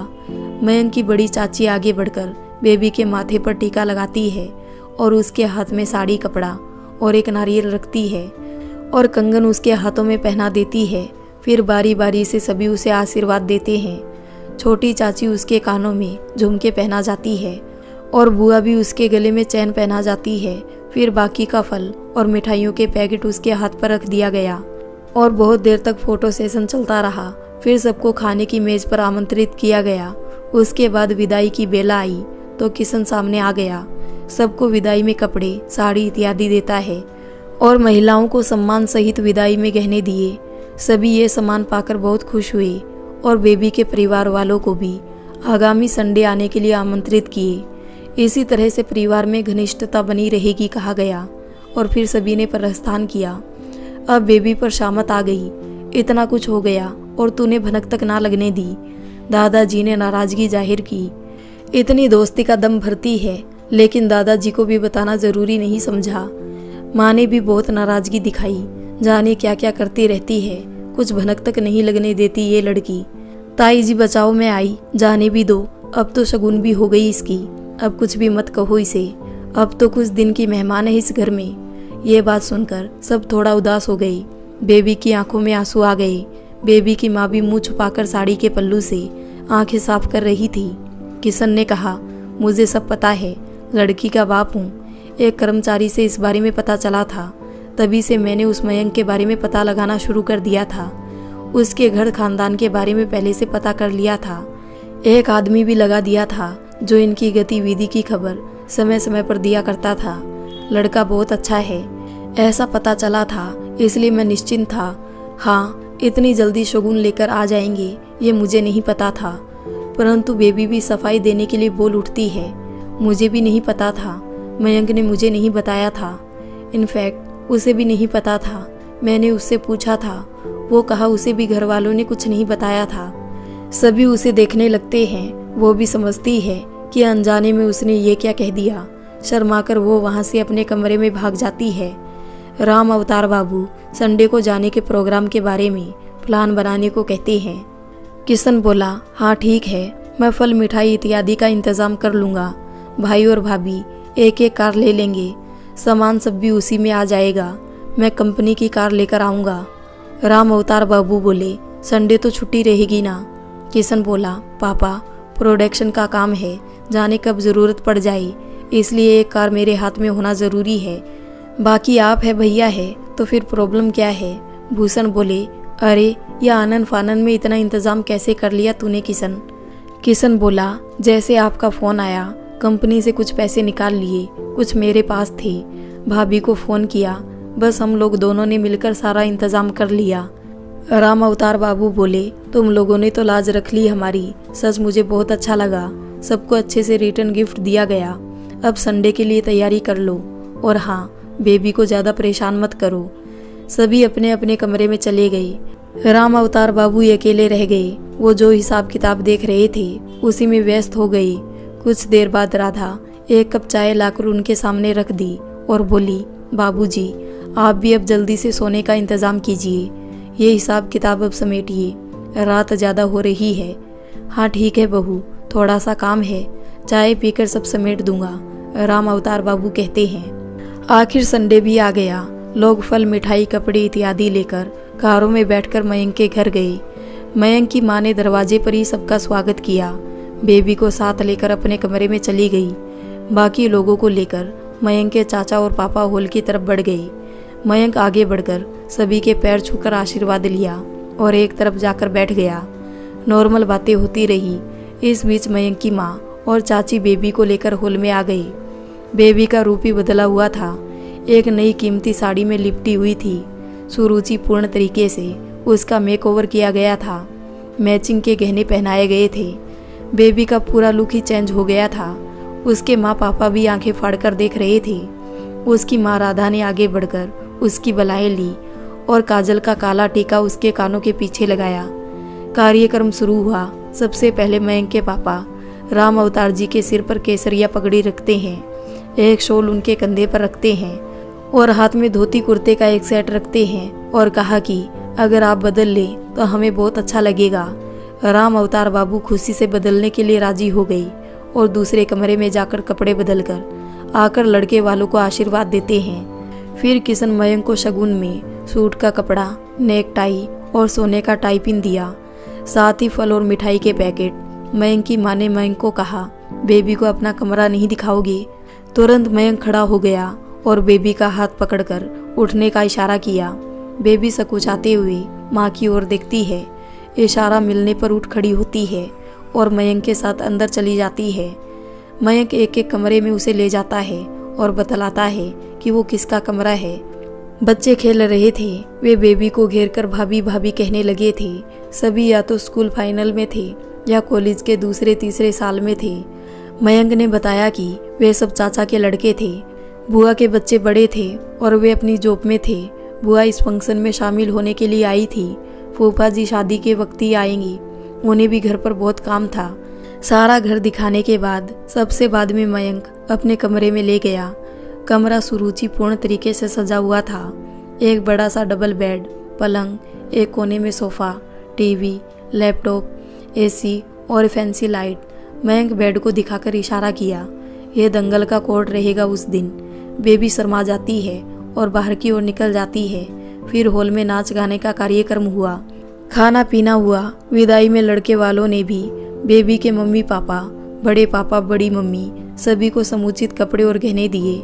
शादी की तारीख तय हुई और लोग अपनी अपनी कारों में बैठकर घर चले गए। किशन फैक्ट्री चला गया। उसका काम बहुत था, नया ऑर्डर उसे पूरा करना था। बेबी भी अपने अधूरे काम को पूरा करने के लिए मॉल जाना चाहती थी, लेकिन उसकी किसी ने नहीं सुनी और उसे लेकर सभी घर लौट आए। रास्ते में खूब बातें होती रही, लड़के वालों की तारीफ होती रही, कभी लड़के की माँ की, कभी पापा की, तो कभी उनके भाई और बहन की। सबको गिफ्ट बहुत पसंद आया। लोग शादी की तैयारी की भी बात कर रहे थे। लोगों को मयंक और उसके घर के लोग बहुत पसंद आए।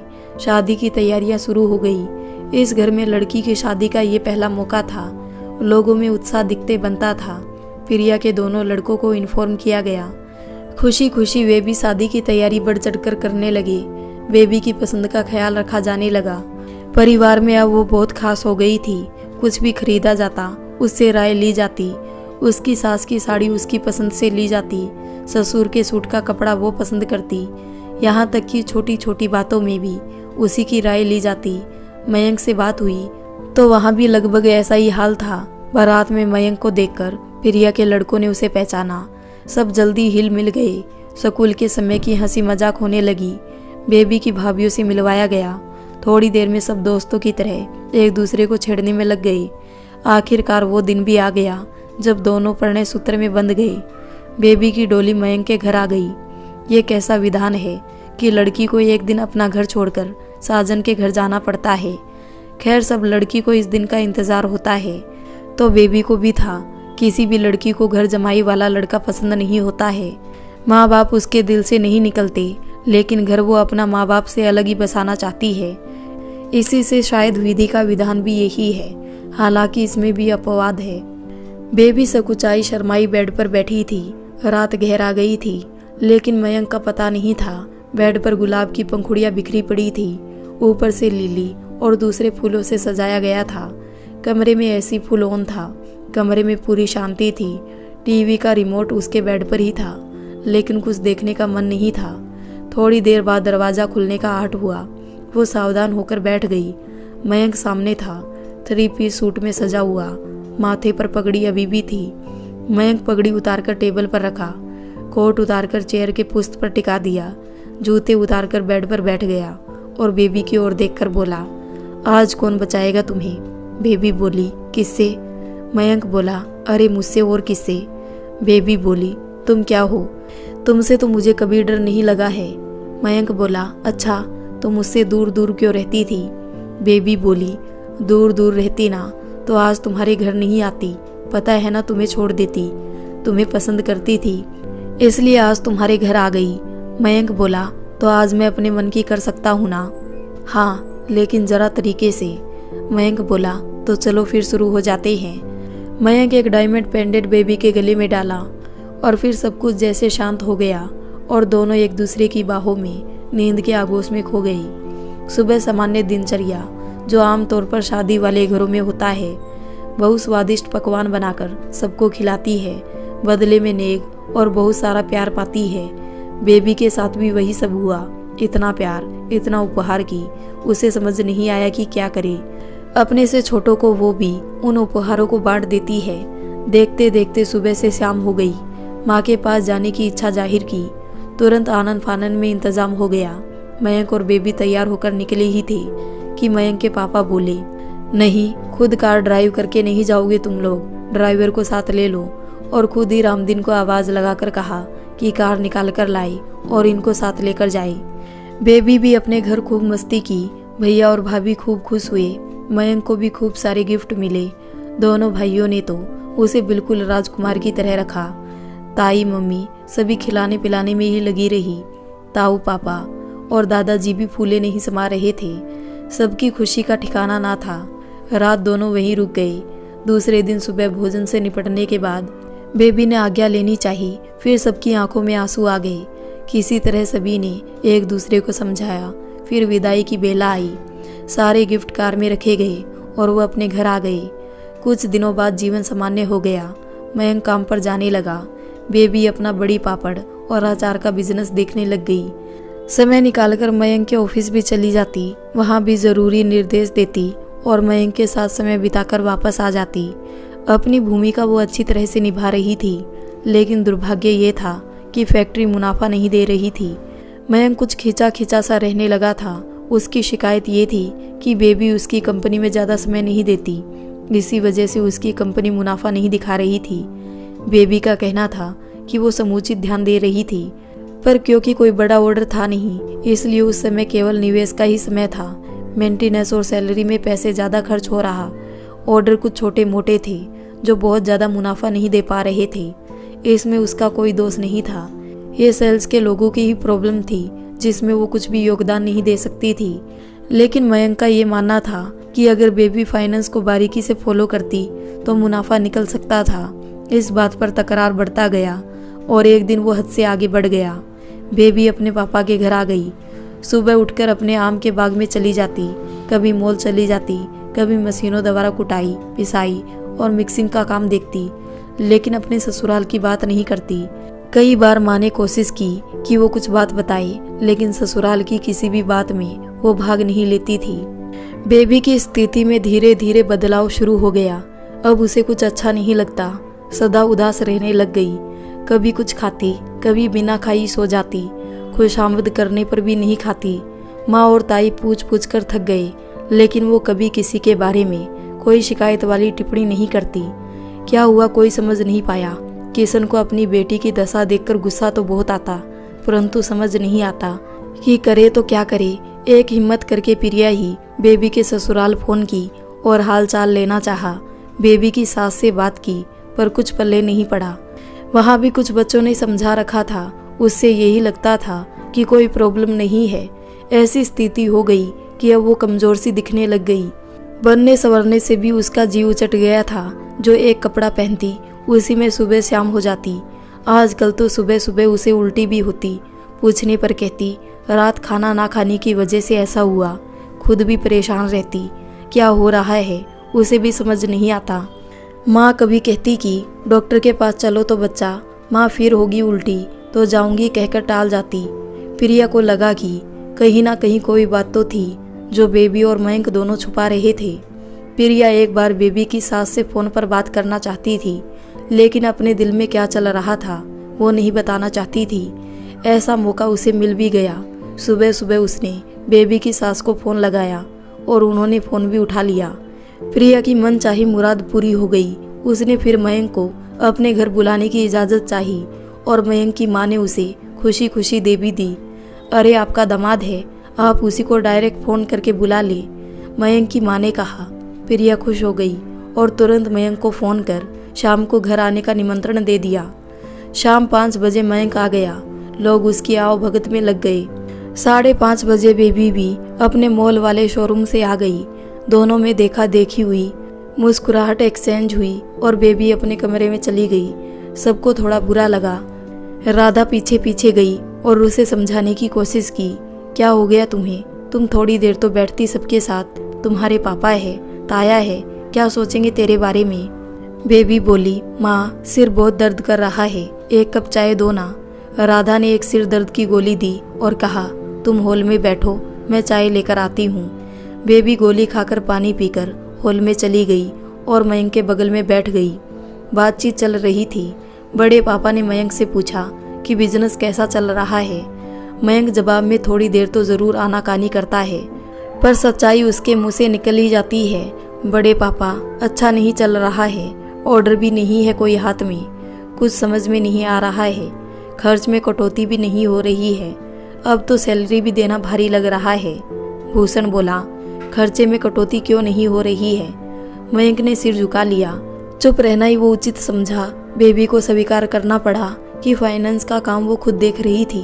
साथ ही ये भी बताया कि बचत की कोई गुंजाइश उसे नहीं दिखी।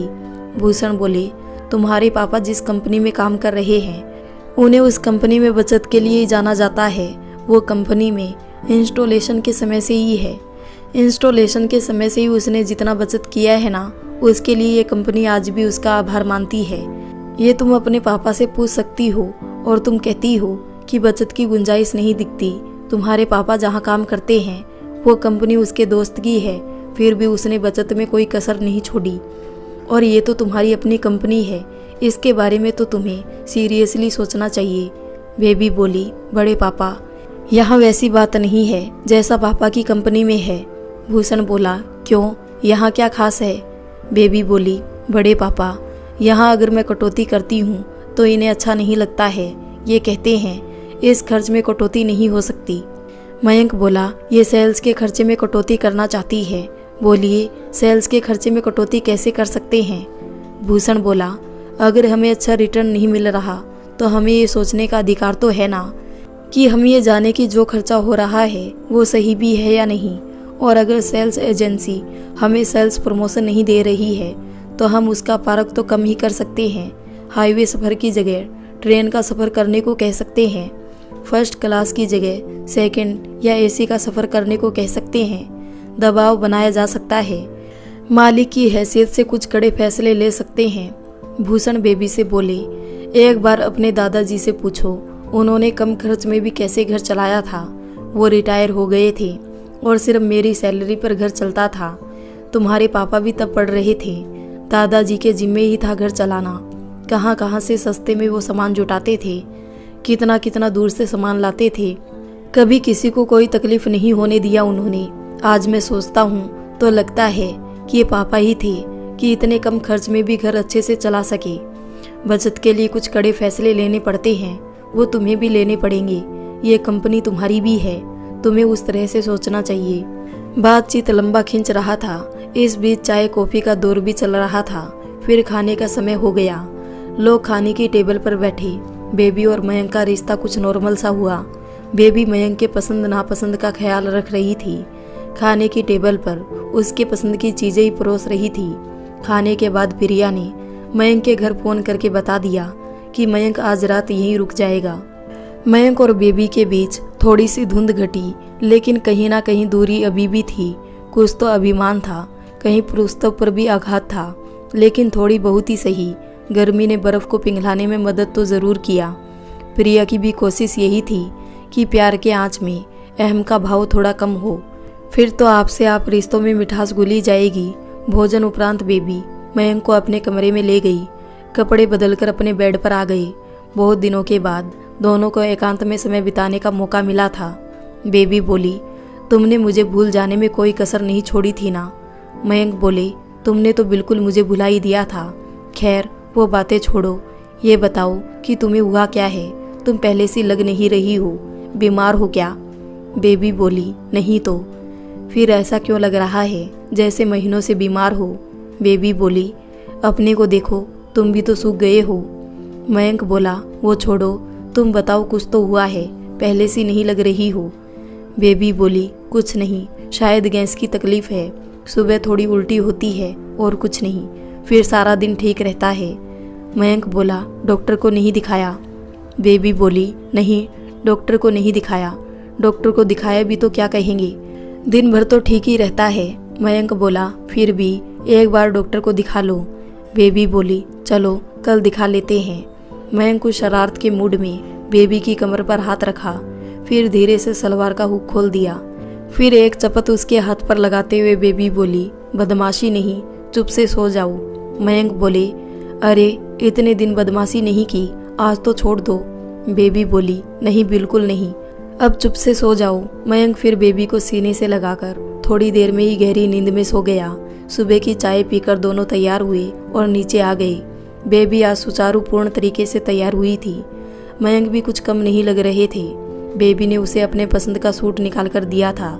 नीचे आते ही बेबी अपनी माँ से बोली, माँ, हमें कुछ काम निकल आया है तो हम जल्दी निकल रहे हैं।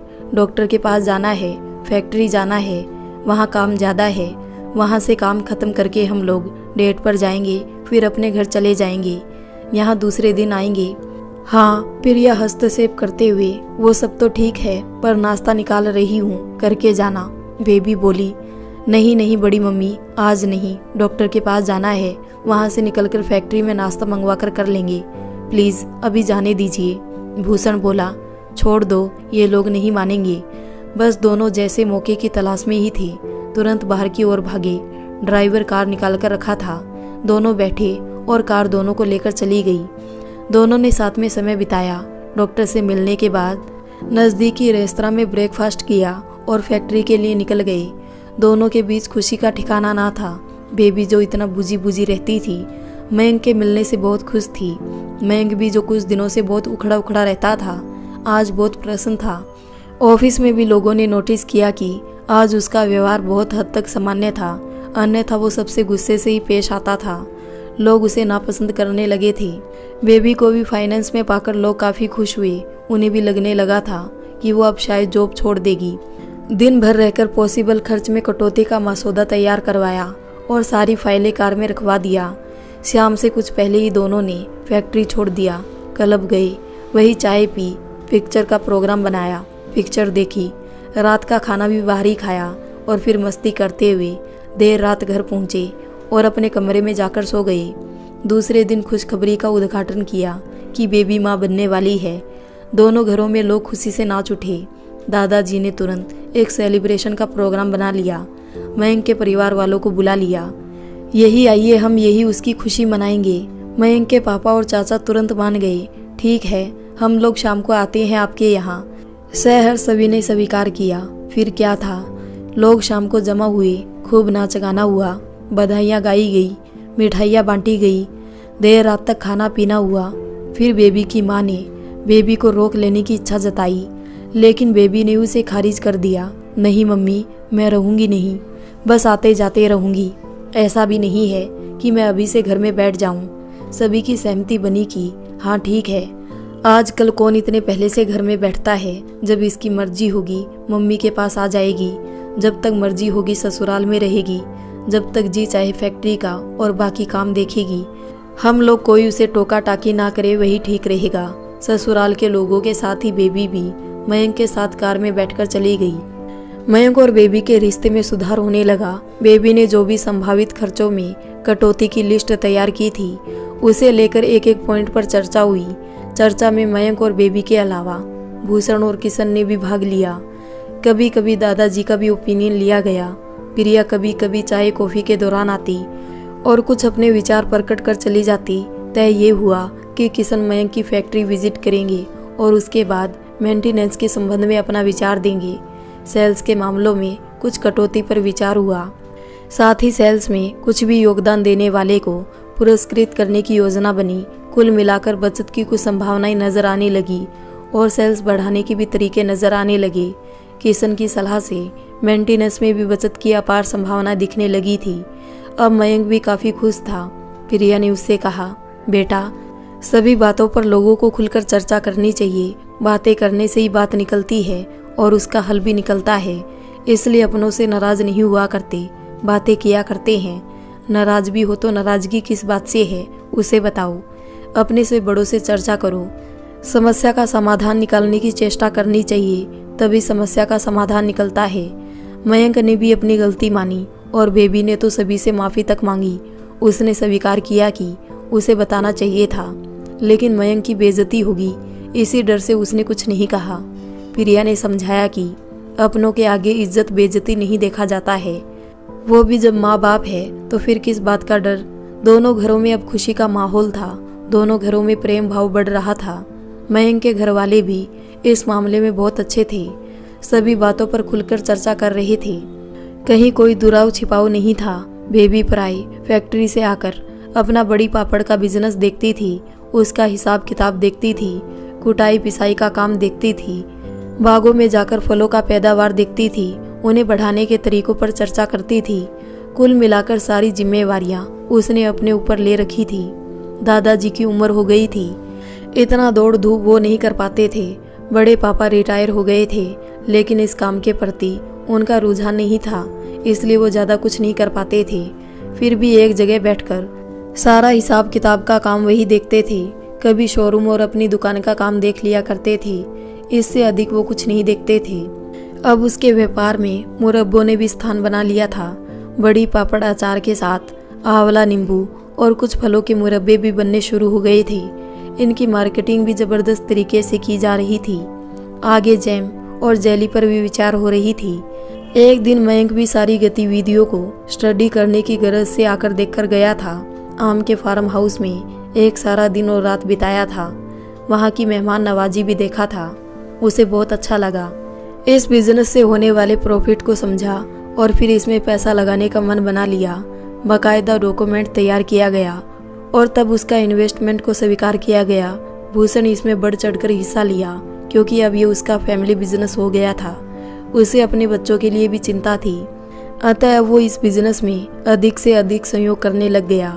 बेबी और मयंक की अनुपस्थिति में वो दिन भर इस बिजनेस के पीछे व्यस्त रहते। किशन कई बार कहता भी कि भैया क्यों इतना परेशान हो रहे हैं आप। भूषण का जवाब होता, अब दामाद जी का भी पैसा लगा है, हमें बिजनेस को हर हाल में मुनाफे की ओर ले जाना है। हम लोगों के विश्वास पर ही उन्होंने पैसा लगाया है, इसलिए जी जान से मैं इस बिजनेस की तरक्की के लिए काम करूंगा। राम अवतार बाबू अब घर से बाहर नहीं निकलते। अपनी जिंदगी में उन्होंने अपने पोता पोती की शादी देख ली थी, पोते के बच्चों को भी देख लिया था। भगवान ने चाहा तो पोती यानी कि बेबी के बच्चे को भी देख सकेंगी। उनकी पत्नी का चलाया हुआ बड़ी पापड़ अचार का बिजनेस तरक्की कर रहा था। ये उनके लिए बहुत खुशी की बात थी। हर तरह से वो अपनी जिंदगी से संतुष्ट थे। वो बहुत खुश थे, सबको आशीर्वाद देते रहते थे। बेबी और मयंक पर उसकी खास कृपा रहती थी। अपनी दादी के बिजनेस को बेबी ने ही बढ़ाया था, इसलिए वो उससे ज़्यादा खुश रहते थे। प्रिया से वो इस बात के लिए खुश रहते थे कि उसने परिवार को टूटने से बचाया था। इतना ही नहीं, उनकी पोती के गृहस्थी में भी दरार पड़ने से बचाया था। किशन भी मयंक की फैक्ट्री में मशीनों की देखरेख के लिए एक मजबूत, टिकाऊ और सुविधाजनक तरीके की व्यवस्था कर दिया। समय समय पर उसका निरीक्षण भी खुद कर लिया करता था और बिजनेस में मुनाफा बढ़ गया। मयंक के माँ पापा और चाचा चाची भी अब ज़्यादा खुश रहने लगे। दोनों परिवारों में मिलना जुलना बढ़ गया। ये भी समझ में आया कि प्रेम भाव से ये सब संभव हो सका था। धीरे धीरे समय नज़दीक आ रहा था। बेबी के पाँव के साथ अब शरीर भी भारी हो गया था। अब वो माँ के घर पर ही आराम करना चाहती थी। मयंक शाम को आ जाता था, साथ में कुछ समय बिताता और ऑफिस की सारी बातें बताता। बेबी भी वीडियो ऑडियो के माध्यम से अपने ऑफिस के संपर्क में थी। उसके ऑफिस के लोग घर पर उसे सलाह के लिए आते या महत्वपूर्ण दस्तावेजों पर उसके साइन लेकर जाते थे। इस तरह से वो घर से ही फैक्ट्री का काम देख रही थी। घरेलू बिजनेस अब बड़े पापा पूरी तरह से देख रहे थे। इस तरह से वो लगभग निश्चिंत थी। उसके ससुराल से भी लोग आते थे, उससे मिलकर जाते थे। फिर वो भी दिन आया जब उनके घर खुशखबरी आई, बधाइयाँ आने लगी। हॉस्पिटल में मयंक नर्स और स्टाफ के लिए मिठाइयाँ मंगवा रहा था। किशन लोगों में गिफ्ट बांट रहा था। मयंक के माता पिता भी अपनी खुशी का इजहार अपनी तरह से कर रहे थे। सभी बहुत खुश थे। बेबी ने एक सुंदर बेटी को जन्म दिया था। मयंक अपनी पहली संतान पाकर बहुत खुश था। मयंक के माता पिता भी उसकी खुशी में सम्मिलित थे। थोड़े ही दिनों के बाद अपनी बेटी के साथ बेबी अपनी माँ के घर आ गई। सभी बच्ची और बच्ची की माँ में व्यस्त रहने लगे। प्रिया और राधा को जैसे एक खिलौना मिल गया था। दादाजी काफ़ी कमज़ोर हो गए थे, लेकिन बच्ची को देखकर जाने कहाँ से उनमें फुर्ती आ गई थी। वो भी बच्ची को गोद में लेकर बहुत खुश होते थे। सुषमा जी की फ़ोटो के पास ले जाकर घंटों बातें करते रहते थे, मानो सुषमा भी कहीं से आकर उनके साथ बातें करने लग गई हो। बहुत हंसी खुशी का माहौल रहता था। बेबी धीरे धीरे काम पर वापस आने लगी, अपने ऑफिस का काम देखने लग गई। बहुत सी अनियमितताएं देखने को मिली। उसकी अनुपस्थिति में मयंक ने एक खूबसूरत फ्रेश फाइनेंस ग्रेजुएट लड़की को देख लिया था। वो काम में कम, मयंक से नज़दीकियाँ बढ़ाने में ज़्यादा ध्यान देती थी। जब भी मौका मिलता मयंक के आगे पीछे डोलती। कई लोगों ने उसे समझाया कि फाइनेंस की हेड बेबी यानी कि मयंक की वाइफ है, उसके आते उसे लेने के देने पड़ सकते हैं, पर वो अपनी क्रियाकलापों में ज़्यादा व्यस्त रहती और कहती मैडम के आने से पहले ही वो फाइनेंस हेड बन जाएगी और मैडम बच्चे के साथ घर में रहेगी। बेबी के सिर का दर्द बढ़ गया था। कोई भी लड़की अपने पति को किसी के साथ बांटना स्वीकार नहीं कर सकती थी। जाने उसने क्या जादू किया था कि मयंक उसकी तारीफ करते नहीं थकते थे। बेबी का शरीर पहले की तुलना में काफ़ी कमज़ोर था, उसे आराम की सख्त ज़रूरत थी, लेकिन ये गड़बड़ी देखने के बाद उससे अब आराम नहीं हो सकता था। वो बच्चे को नानी के भरोसे छोड़कर ज़्यादा से ज़्यादा समय ऑफिस में फाइलों के अध्ययन में बिताने लगी। दिन दिन भर स्टडी करने के कारण और खान पान में अनियमितता के कारण उसका स्वास्थ्य और भी खराब हो गया था, लेकिन उसकी परवाह किए बिना वो अपना समय ऑफिस में बिताती रही, सारे प्रमाण जुटाती रही। फिर एक दिन वो समय आया जब सारे सबूतों को एक जगह इकट्ठा किया और उस फाइनेंस ग्रेजुएट को अपने जंबर में बुलाया। बेबी बोली, तुमने जो गुल कंपनी को खिलाया उसका सबूत मैंने जुटा लिया है, एक एक पेपर मैंने फाइल से निकाल लिया है, संबंधित लोगों के हस्ताक्षर भी ले लिए हैं। अब तुम बताओ तुम्हें क्या कहना है। लड़की बोली, मैम आप खामखा मुझ पर शक कर रही है, मैंने कुछ नहीं किया है, जो भी किया है वो साहब की सहमति से किया है, इसमें मेरा कोई दोष नहीं है। बेबी बोली, तुम क्या समझती हो, तुम्हारे कहने से मैं कंपनी के मालिक पर ही शक करने लगूंगी। तुम क्या ये कहना चाहती हो कि ये सारी गड़बड़ी कंपनी के मालिक ने करवाई है, वही अपनी कंपनी का नुकसान करवाना चाहता है। अपनी जबान को लगाम दो, सारे सबूत तुम्हारे खिलाफ ही गवाही दे रहे हैं। बेहतर होगा तुम इस्तीफा दे दो, अन्यथा मैं तुम्हें निकाल दूंगी, वे सारे चार्ज लगाकर निकालूंगी, फिर तुम्हें कहीं अच्छी जॉब भी नहीं मिलेगी। मर्जी तुम्हारी, जैसा चाहो बता दो। लड़की ने सामने रखी रेजिग्नेशन लेटर पर साइन कर दिया और बेबी के हाथ में रखकर चुपचाप निकल गई। आज बेबी की जान में जान आई और माँ को फ़ोन मिलाया। आधा घंटा माँ से बात की, आखिर में केवल इतना ही कहा, माँ खाना बनाकर रखो, मैं आ रही हूँ। खाना खाकर मैं अपनी बेटी के साथ कुछ समय बिताना चाहती हूँ। इस बीच में बहुत परेशान रही, कुछ आराम करना चाहती हूँ। इतना कहकर वो ऑफिस से निकल गई। घर आकर बेबी ने सबसे पहले अपनी बेटी को गोद में ले लिया, अपने सीने से लगा लिया। उसकी ममता भी दूध बनकर उमड़ पड़ी। बेटी को लेकर अपने कमरे में चली गई। थोड़ी देर बाद एक मेड उसे उठाने आई। मैडम, आपको आपकी मम्मी बुला रही है खाना खाने के लिए, आप जाइए, तब तक मैं बेबी को देखूंगी, वो बोली। बेबी बोली, मम्मी को बोलो मैं खाना यहीं खाऊंगी। बेटी मुझे छोड़कर ज़्यादा देर रहेगी नहीं, इसलिए मेरा खाना यहीं लगा दो। मेड थोड़ी देर में खाना उसी के कमरे में लगा दी और बच्ची को अपनी गोद में ले लिया। बेबी भी खाना खाकर तुरंत बच्ची को अपनी गोद में ले लिया। मेड बर्तन उठाकर ले गई। थोड़ी देर में उसकी माँ और बड़ी मम्मी आ गई। मम्मी के हाथ में एक कप में कॉफ़ी थी। बेबी की आदत में शुमार था खाने के बाद कॉफ़ी पीना। बेबी झट से अपनी मम्मी के हाथ से कॉफ़ी का कप ले ली। बड़ी मम्मी बोली, बेटा ये कॉफ़ी की आदत छोड़ो, बच्ची को नींद नहीं आएगी। बेबी कुछ नहीं कहती और चुपचाप कॉफ़ी सिप करती रही। दोनों जानते हैं कि कॉफ़ी उसकी कमज़ोरी है, वो नहीं सुनेगी। दोनों उसके पास बैठते हैं, कुछ देर बातें करते हैं, फिर निकल जाते हैं। बेबी अपनी बच्ची को प्यार करते करते कब सो जाती है पता भी नहीं चलता है। नींद खुली जब मयंक आकर उसे जगाया। वो उठकर बैठी, तब तक उसकी माँ राधा भी आ गई। पीछे से एक मेड चाय का सामान और कुछ बिस्किट और नमकीन एक ट्रे में लेकर टेबल पर रख दी। राधा आगे बढ़कर अपने दामाद के लिए चाय बनाई और कप में डालकर दे दी, फिर अपनी बेटी को देकर वहां से बाहर निकल गई। मयंक बोला, तुमने सीमा फाइनेंस ग्रेजुएट का त्यागपत्र ले लिया। बेबी बोली, मैंने उस पर लगे चार्जेस का ब्यौरा भी दिया है, देखना कितना घपला की है वो लड़की। मयंक बोला, हाँ देखा मैंने, मैं तो यही समझता था कि फाइनेंस की जानकारी है, जो कर रही है सही कर रही होगी। इंटरव्यू में बहुत स्मार्टली प्रश्नों के उत्तर दे रही थी, तो मैंने उसे अच्छा ही समझा था। मुझे क्या मालूम था कि वो बहुत चालाक निकलेगी।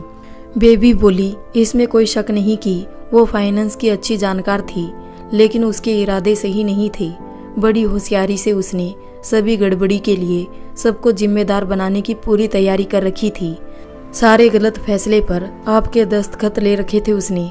अगर मैं आपकी पत्नी नहीं होती तो यही सोचती कि आपने स्वेच्छा से ही उसे पैसे देने के लिए ये सब किया है, पर क्योंकि हम लोग हर मामले में खुलकर बातें करते हैं, इसलिए मेरे मन में आपके लिए कभी शक हुआ ही नहीं। हाँ, उसकी गलती साबित करने के लिए मुझे थोड़ी मेहनत करनी पड़ी, सारी एंट्री खंगालनी पड़ी, सारी सिग्नेचर चेक करना पड़ा, तब जाकर पता चला कि उसकी मनसा क्या थी। वो तो कह ही रही थी कि आप साहिब से पूछ लीजिए, मैंने ये सब उनके कहने से ही किया है। देख लीजिए, मैंने सबका काउंटर साइन ले रखा है। मयंक बोला, चलो, एक बड़ा ग्रह था जो कट गया, अब बहुत सावधानी से रहना होगा। बेबी बोली, जी हाँ, सबसे अच्छी बात है कि हम लोगों के बीच कुछ भी छुपाया नहीं गया। अगर गलत भी हुआ तो हम लोगों ने उस पर चर्चा किया, उसे ठीक करने का उपाय के बारे में सोचा और उसे ठीक किया। मयंक बोला, बिल्कुल सही कह रही हो। अच्छा, अब क्या इरादा है? घर चलोगी या अभी यहीं रहने का इरादा है? बेबी बोली, मयंक देखो, अभी तो रहने का इरादा है। इतने दिन के भागदौड़ में काफ़ी थक गई हूँ और कमज़ोर भी बहुत हो गई हूँ।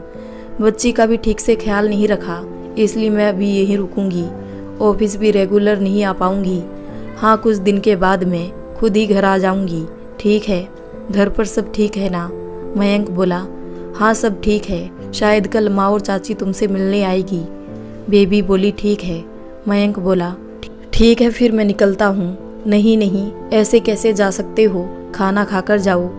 नहीं, आज छोड़ दो, घर पर भी बहुत काम है, फिर कभी। बेबी बोली, ठीक है, पापा से मिलकर जाना, आते ही होंगे। मयंक बोला, हाँ ठीक है, मैं हूँ अभी थोड़ी देर। दोनों बहुत देर बातें करते हैं। किशन और भूषण भी ऑफिस से आ जाते हैं। चाय का एक दौर और चलता है, कुछ इधर उधर की बातें होती है। फिर मयंक उठकर सबका अभिवादन कर बाहर की ओर निकल जाता है। बेबी अपनी बेटी को लेकर अपने रूम में चली जाती है।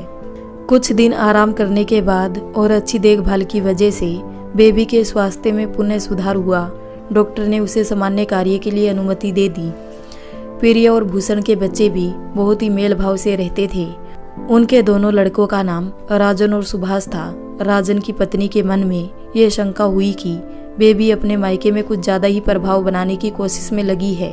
वो राजन को समझाने की कोशिश करती है कि उसे कम से कम अपने घर के बिजनेस में ध्यान लगाना चाहिए। घर पर हम लोगों में से कोई नहीं है, इसलिए मम्मी पापा बेबी पर डिपेंड हो गए हैं। इसलिए उनमें से किसी को भी चाहिए कि अपना ट्रांसफ़र होम टाउन में कर ले और घर के बड़ों का और बिजनेस का ध्यान रखे। इससे बेबी पर उनकी डिपेंडेंसी नहीं रहेगी और हम लोग अपना बिजनेस देख सकेंगे। राजन को ये बात अच्छी लगी, लेकिन सुभाष की सहमति नहीं हुई। उसकी सैलरी और सुविधाएं भी ज़्यादा थी। समय समय पर विदेश का टूर भी था, जबकि ये सारी सुविधाएं होम टाउन में नहीं मिलने वाली थी। उसने अपने पैसों से एक फ्लैट भी EMI पर ले लिया था, इसलिए ये प्रस्ताव उसे पसंद नहीं आया। उसका तर्क था कि बड़ी पापड़ के बिजनेस में वो कुछ योगदान भी नहीं दे पाएगा। ऐसे में उसका वहाँ जाना सही नहीं होगा। वो रहकर फ्लैट का EMI नहीं दे पाएगा। ऐसे में उसके लिए वहाँ जाना घाटे का सौदा हो सकता है। राजन उसके तर्क से सहमत था, लेकिन राजन की पत्नी नहीं समझ पा रही थी। उसे लग रहा था कि बेबी और मयंक उनके घर पर बेवजह दखल अंदाजी कर रहे हैं। अगर वे वहाँ रहेंगी तो दखल अंदाजी रोका जा सकता है और घर के बिजनेस में उनका भी हिस्सा सुनिश्चित किया जा सकता है। बस यही कारण था कि वो होम टाउन में ही रहना चाहती थी। राजन ने उसे समझाने की कोशिश की कि उसे मिलने वाले पैसे में अंतर हो जाएगा। बड़े शहर में जो उसे मिल रहा है वो वहाँ नहीं मिलेगा। उसकी तरक्की भी बाधित होगी, लेकिन वो एक नहीं सुनी और जिद में आ गई। उसका कहना था कि वहाँ जाकर वो बड़ी पापड़ वाले बिजनेस को देखेगी और उससे मिलने वाले मुनाफे से घाटा पूर्ति भी हो जाएगी। बल्कि उसे विश्वास था कि बड़ी पापड़ के बिजनेस से वे ज़्यादा सुख से रह सकेंगे। राजन की पत्नी और उनके बच्चों के आने से घर में रौनक आ गई। प्रिया और भूषण की खुशी का ठिकाना ना रहा। राधा और किशन भी खुश हुए। दादाजी बिस्तर पर पड़े थे, लेकिन सुने तो प्रफुल्लित हो उठे। बेबी और मयंक भी अब पर आए, घर आकर उनके साथ समय बिताते थे। राजन की वाइफ ने उन्हें बताया कि राजन का ट्रांसफर इस शहर में हो गया है। ये सुनकर सभी बहुत खुश हुए। राजन की वाइफ धीरे धीरे हावी होना शुरू हो गई। जब भी बेबी आती वो साथ हो लेती। बेबी के साथ वो भी बाग में जाती, मसालों की कुटाई पिसाई देखती। कुछ समझ में आए या ना आए, हर काम में अपनी उचित अनुचित राय दिखाती। लेकिन इन कामों में उसकी रुचि नहीं थी, इसलिए उसे इसमें मन भी नहीं लग रहा था। फिर भी वो कुछ ना कुछ करती रहती। धीरे धीरे बेबी अपने को फैक्ट्री के काम में व्यस्त रखने लग गई और घरेलू बिजनेस भाभी के भरोसे छोड़ दिया। नतीजा ये हुआ कि कुछ दिनों में शिकायत आने लगी। उन शिकायतों को दूर करने का उसके पास कोई तरीका था नहीं और बेबी से पूछने में अपनी हेठी होती प्रतीत होती थी, इसलिए कभी पूछा नहीं। धीरे धीरे ऑर्डर मिलना कम हो गया। बड़ी पापड़ में फफूंद की शिकायत आने लगी। अचार का टेस्ट खराब हो गया और मुरब्बा खट्टे हो गए। बिजनेस बिल्कुल भी ठप हो गया। मजदूर दूसरी जगह पर चले गए या कहीं शहर में मजदूरी का काम करने लग गए। भूषण ये काम देख रहे थे तो उन्हें समझ में आया कि कहीं ना कहीं कुछ गड़बड़ है। उसने राजन की वाइफ से जानना चाहा कि आखिर माजरा क्या है। उसने उन्हें भी अपने ढंग से समझा दिया। यहाँ भी वो सच्चाई सबसे छुपा गई। भूषण अपनी बहू से ज़्यादा कुछ भी पूछ नहीं सकता था, तो उसने प्रिया से कह दिया कि फैमिली बिजनेस अब घाटे में जा रहा है। प्रिया का माथा ठनका। ये बिजनेस उसके अकेले का नहीं था, ये पूरे परिवार का बिजनेस था। इसमें बेबी के पति का भी पैसा लगा था। अगर हम लोग उन्हें मुनाफा नहीं दे सके तो उन्हें बड़ा बुरा लगेगा। उसने राजन की वाइफ से पूछा कि क्या बात है। यहाँ भी वो अपना चाल खेल गई। वो बोली, मम्मी कुछ मजदूर काम छोड़कर चले गए, इसलिए प्रॉब्लम आ रही है। प्रिया बोली, तुमने उनकी जगह दूसरे मजदूर रखे नहीं? राजन की वाइफ बोली, हाँ मम्मी रखे हैं, उन्हें थोड़ा समय लगेगा काम सीखने में। प्रिया बोली, तब तक तो बिजनेस बंद हो जाएगा। राजन की वाइफ से कुछ उत्तर देते नहीं बना। प्रिया ने तय किया कि इस बारे में अब वो बेबी से ही पूछेगी। प्रिया के लिए एक बार फिर चुनौती थी। इस बार परिस्थिति भी अनुकूल नहीं थी। उसे समझ में आ रहा था कि किसी वजह से राजन की बहू बेबी से प्रतिस्पर्धा कर बैठी है। बेबी भी इसे आसानी से भूल नहीं पाएगी, इसलिए बात संभल कर ही करनी पड़ेगी। अतः एक दिन समय निकालकर वो स्वयं बेबी के ऑफिस चली गई। इत्तेफाक से बेबी ऑफिस में ही थी। कोई मीटिंग चल रही थी तो बाहर इंतजार किया। फ्री होने पर लपक कर ऑफिस के अंदर चली गई। बेबी भी उनको देखकर आश्चर्य में पड़ गई। क्या हुआ बड़ी मम्मी? कोई काम था तो मुझे बुलवा लिया होता, बेबी बोली।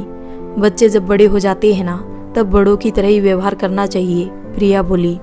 बेबी बोली, क्या बड़ी मम्मी, कुछ गलती हुई है मुझसे क्या? प्रिया बोली, अरे नहीं पगली, बस ऐसे ही मिलने आ गई। अच्छा चल अब कॉफ़ी मंगा, तेरे यहाँ का कॉफ़ी मुझे बहुत अच्छी लगती है। बेबी पियोन को बुलाकर कॉफ़ी और कुछ नमकीन का ऑर्डर दे दी। कॉफ़ी के साथ प्रिया ने चर्चा को शुरू किया। बेबी से पूछा कि वो क्यों आजकल बड़ी पापड़ के बिजनेस को देख नहीं रही है। बेबी बोली, बड़ी मम्मी कोई खास बात तो नहीं है, बस यहाँ का काम बढ़ गया है, इसलिए वहाँ आना नहीं हो पा रहा है। जैसे ही यहाँ से फुर्सत मिलेगी मैं आऊँगी। प्रिया बोली, बेटा पहले तो ऐसा नहीं था। पहले तो तुम बहुत व्यस्त होते हुए भी कुछ देर के लिए वहाँ आती थी और सारा हिसाब किताब देखकर और फंक्शन अपने सामने देखकर ही तुम फैक्ट्री जाती थी। अब क्या हो गया कि तुम वहाँ आती ही नहीं हो? बेबी बोली, फंक्शन देखने के लिए भाभी है और वो देख रही है। मैं समझती हूँ कोई प्रॉब्लम होगी तो मुझे या बड़े पापा को ज़रूर बताएगी। प्रिया बोली, तुम इसी भ्रम में रह गई और हम लोग ये समझते रहे कि तुम ननंद भाभी मिलकर व्यवसाय देख रही हो और वहाँ सारा कुछ खत्म हो रहा है और किसी को कुछ खबर नहीं। बेबी बोली, क्या हुआ बड़ी मम्मी, पहेलियाँ क्यों बुझा रही है? क्या हुआ वो बताइए ना। ये सच है कि मैं बहुत दिन से वहाँ गई नहीं, पर क्या प्रॉब्लम आन पड़ी वो बताइए ना। प्रिया बोली, बड़ी पापड़ में फफूंद की शिकायत मिली है, अचार खराब होने की शिकायत मिली है, मुरब्बों के ऑर्डर कैंसिल हो गए हैं। बेबी बोली, ऐसा कैसे हो गया? काम करने वाले लोग तो प्रशिक्षित है, आज तक ऐसा नहीं किया, तो भला अब क्यों ऐसा करने लगे? प्रिया बोली, ये मैं कैसे बता सकती हूँ, तुम थी तो सारा काम अपने आंखों के सामने करवाती थी। अभी क्या हुआ मैं कैसे बताऊँ? राजन की पत्नी देखी या नहीं? बेबी बोली, लेकिन अब क्या हो सकता है बड़ी मम्मी? प्रिया बोली, उसी के लिए तो आई हूँ मैं। अब तुम बताओ, तुम क्या चाहती हो? उस बिजनेस को यूं ही बर्बाद होने दे या तुम इसे रास्ते पर लाना चाहोगी? अचानक मयंक कमरे में आकर, अरे बड़ी मम्मी आप कब आए? बेबी, बड़ी मम्मी को ऐसे नहीं जाने देना है। हाँ बड़ी मम्मी, आप हमारे साथ यहाँ का खाना खाएंगी, ठीक? ऐसे हम आपको नहीं जाने देंगे। प्रिया बोली, ठीक है बेटा, मैं यही हूँ। अब तुम कह रहे हो तो मैं खाना खाकर ही जाऊँगी, लेकिन उससे पहले ये तो देख लो कि इस बड़ी पापड़ के बिजनेस का क्या करना है। अगर कुछ करना है तो तुम लोगों को अपने हाथ में लेना होगा, नहीं तो उसे बंद कर देना पड़ेगा। मयंक बोला, क्या हुआ? मैं कुछ समझा नहीं। बेबी बोली, बड़ी मम्मी यही बताने आई है कि बड़ी पापड़ के बिजनेस को नुकसान हो रहा है। मयंक बोला, पर वो तो बड़ी भाभी देख रही थी। प्रिया बोली, सीमा इस काम के लिए योग्य नहीं है ना, उसने कोई ट्रेनिंग नहीं ली है तो उसे नहीं मालूम कि इसमें क्या क्या चैलेंजेस है। बेबी इस काम में ट्रेंड है, उसने दादी से ट्रेनिंग ली है, अध्ययन किया है, उसके यूज और मिस यूज के बारे में पढ़ा है, इसलिए इसकी बात अलग है। और अगर सीमा को कुछ करना ही है तो पहले उसे सीखना होगा, तब वो ये सब कर सकती है। मयंक बोला, बड़ी मम्मी अभी आप हमसे क्या चाहती है? प्रिया बोली, मैं चाहती हूँ कि बेबी कुछ समय निकाल और उस बिजनेस को भी देखे। सीमा को अगर करना है तो उसे भी बेबी के साथ रहकर सीखना पड़ेगा, तभी वो कुछ कर सकती है, अन्यथा वो ना करे। बातचीत के बाद सभी ने साथ खाना खाया और ये तय हुआ कि सभी आएंगे, राजन भी रहेगा, तब इस विषय पर खुलकर बातें होगी और उचित फैसला लिया जाएगा। एक दिन समय निकालकर बेबी और मयंक घर आए। प्रिया और राधा ने बहुत अच्छे से उनका स्वागत किया। इत्तेफाक से उस दिन राजन भी घर पर ही था। बड़े हॉल में मीटिंग रखी गई, सभी अपना अपना स्थान ग्रहण कर लिए। तब दादाजी को एक आदमी लेकर आया और एक अकेले सोफे पर उनको बिठा दिया। प्रिया खड़ी हुई मीटिंग को प्रारंभ करने के लिए। मैं आप सबका ध्यान हमारे घरेलू बड़ी पापड़ के बिजनेस की ओर दिखाना चाहती हूँ। बिजनेस इतने दिनों से मुनाफा कर रही थी तो हम लोगों ने कभी इस पर ध्यान नहीं दिया। आज समय है कि इसके बारे में थोड़ा विचार करें। हमारे घर में आज कोई कमी नहीं है, लेकिन एक समय था जब हमें इस बिजनेस का सहारा था। मम्मी और पापा जी ने बहुत यत्न से इस बिजनेस को चलाया था। हमें ये नहीं भूलना चाहिए कि पापा जी साइकिल पर बड़ी पापड़ और अचार बेचने के लिए मार्केट जाते थे। बाद में बेबी इस बिजनेस को अपने हाथ में ले ली, तब बेबी और मम्मी पापा मिलकर इस बिजनेस को संभालते थे। बनाने की विधि बेबी अपनी दादी से सीखती थी। कितना धूप लगाना है, कितना नमक डालना है, कितना मसाला डालना है, और हर तरह से अपने को अपडेट रखती थी। हिसाब किताब अपने दादा से सीखती थी या बड़े पापा से सीखती थी। उनके अपने हाथ में लेने के बाद ये बिजनेस बहुत फला फूला। इसलिए इस बिजनेस को बर्बाद होने से बचाना है और इसी के लिए हम आज यहाँ जमा हुए हैं। मुझे किसी बच्चे के लिए दिल में कोई अलग भावना नहीं है, लेकिन जो भी इसे देखे उतनी ही तन्मयता से देखे ताकि बिजनेस बर्बाद ना हो। सीमा बोली, मैं आप लोगों से माफ़ी मांगती हूँ, ऐसा मेरा कोई इरादा नहीं था। मैं यही धारणा मन में पाल बैठी थी कि ये काम सबसे आसान है और मैं कर सकती हूँ, पर यहाँ आकर देखा तो मालूम हुआ कि ये सबसे मुश्किल काम है। मैं माफ़ी चाहती हूँ, मुझसे गलती हुई है, अब मैं इस काम में कोई दखल नहीं दूंगी। प्रिया बोली, नहीं सीमा नहीं, इसमें दखल की कोई बात नहीं है। अगर तुम्हें कुछ करना है तो इसके लिए सीखना होगा। क्यों नहीं तुम बेबी के साथ रहो और उसके साथ रहकर अच्छी तरह से इसे देख लो और समझ लो, फिर तुम भी देख सकती हो, हमें कोई प्रॉब्लम नहीं होगी। राजन बोला, मम्मी अब उसकी ज़रूरत भी नहीं पड़ेगी, मेरा ट्रांसफ़र मुंबई के लिए हो गया है।